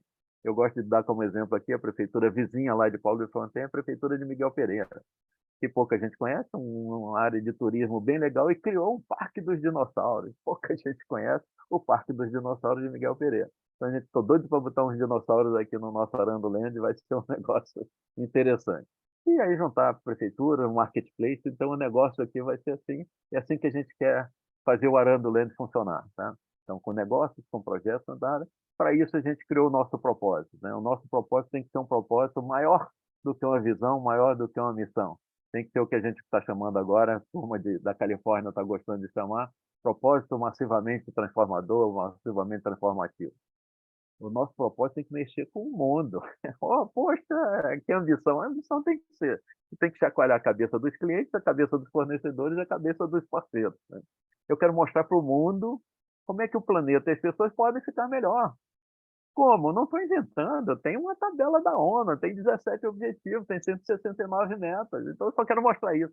Eu não tenho a responsabilidade de fazer as coisas funcionarem até 2030. Isso é para os parceiros que estão inventando as coisas legais. Eu quero mostrar, olha, se tudo isso for feito, lá vai ficar legal, vai ficar bom. Aí quero trazer a turma das empresas, das organizações, dos governos, para mostrarem isso em Aranduland, para divulgar, para agir, para aprender. A lógica é informação, conhecimento, gestão, aprendizado, a experiência do aprendizado. Tá? E aí, na última linha, um formato legal.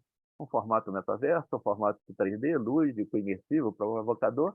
Isso é que a gente quer mostrar. Então, já fechando a nossa apresentação, tem um último slide aqui que mostra um diagrama original que a gente usou como diagrama artístico para mostrar aqui as nossas colocações. A gente acabou implementando parte desse modelo artístico, que foi isso aí. Tem a Praça das ODS ali no meio, Praça das Startups aqui, uma praça de convívio de idosos, tem uma área agro, tem uma praia aqui bonitinha, tem estação eólica aqui no mar, tem hidrogênio, tem um porto legal, tem a área de campos de educação, tem área de saúde, tem uma estação de tratamento da água. Nós estamos diminuindo a importância do Rio de Janeiro aqui, porque a gente percebeu e conversou com o pessoal da Rio 2030, não é apenas Rio de Janeiro, é exemplo para o mundo. Então tá legal, o Cristo vai ficar do lado aqui, vamos trazer o dedo de Deus, vamos mostrar ali o ambiente todo. Isso é um projeto para mostrar coisas legais para o mundo. E vamos trazer aí, esse é o nosso negócio. Obrigado aí pela atenção. Excelente, Paulo. Olha, Dani já está batendo palma ali, né? Eu queria abrir agora para vocês, não sei se o Carlos conseguiu ficar com a gente aí até o final, mas abrir para o Fernando, para o Dani, para o Paulo aí para as considerações finais. Lembrando sempre que está de portas abertas aí o nosso conselho. Agradecer imensamente aí a participação, o tempo de vocês, a dedicação, né? As apresentações incríveis que vão ficar lá no nosso site, assim como a do Paulo. Lembrar do nosso próximo evento, que é dia 14 de abril, né? Uma sexta-feira, das 10 a meio-dia também, com mais agenda positiva de governança. A gente vai estar, várias pessoas aí vão estar recebendo os convites, podem se inscrever. E então vou retornar a palavra aqui para o Fernando Pecorato, para as considerações finais, agradecendo muito a você, Fernando, ao Dani.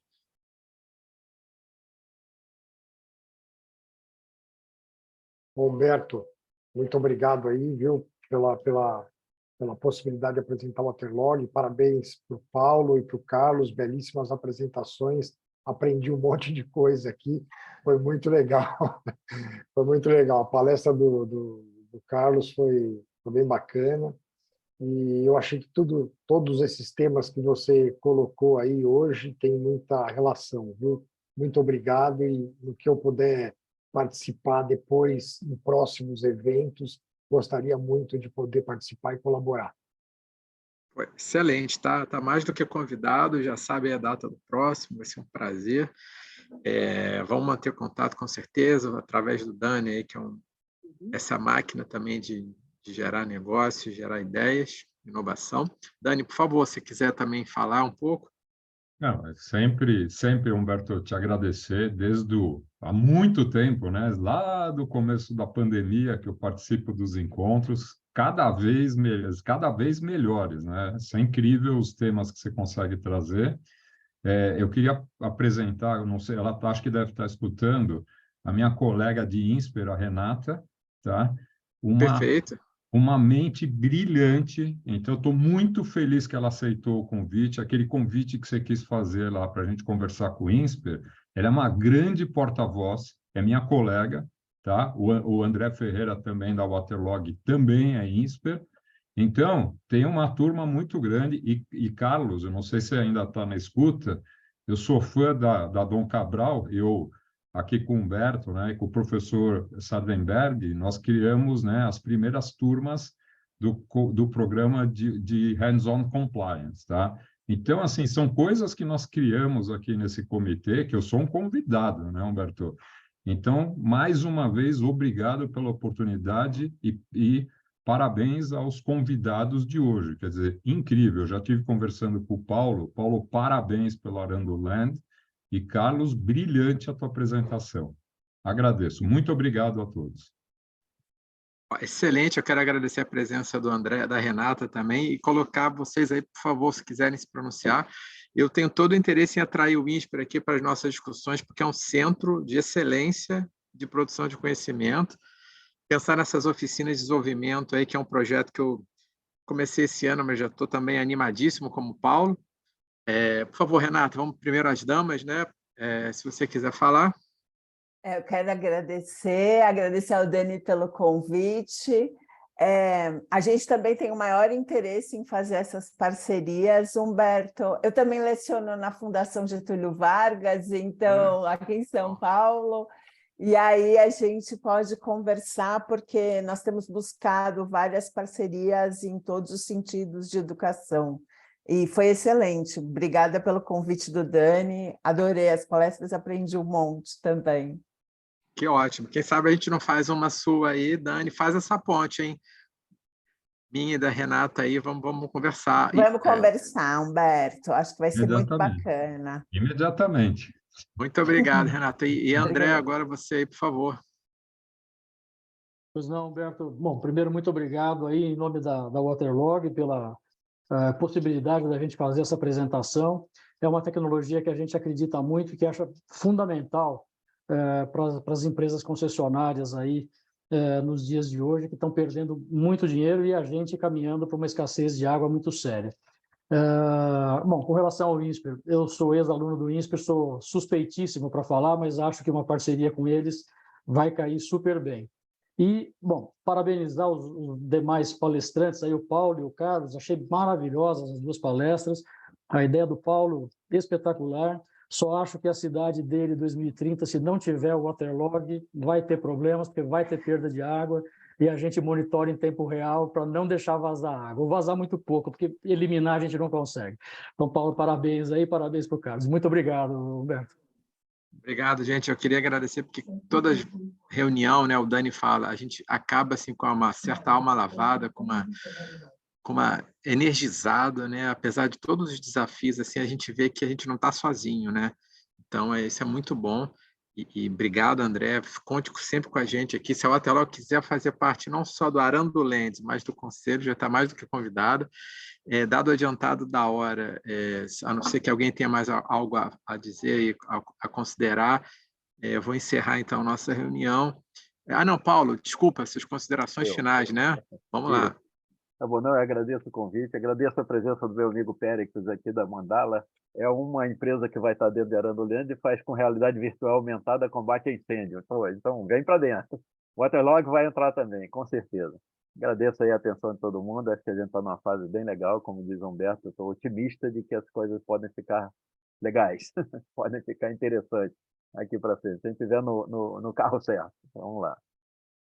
Obrigado. É isso aí, né?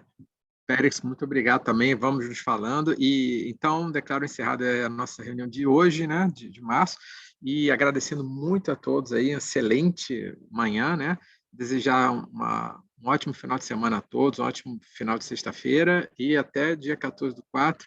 Grande abraço a todos. Abraço, gente. Obrigado, um abraço. Obrigada.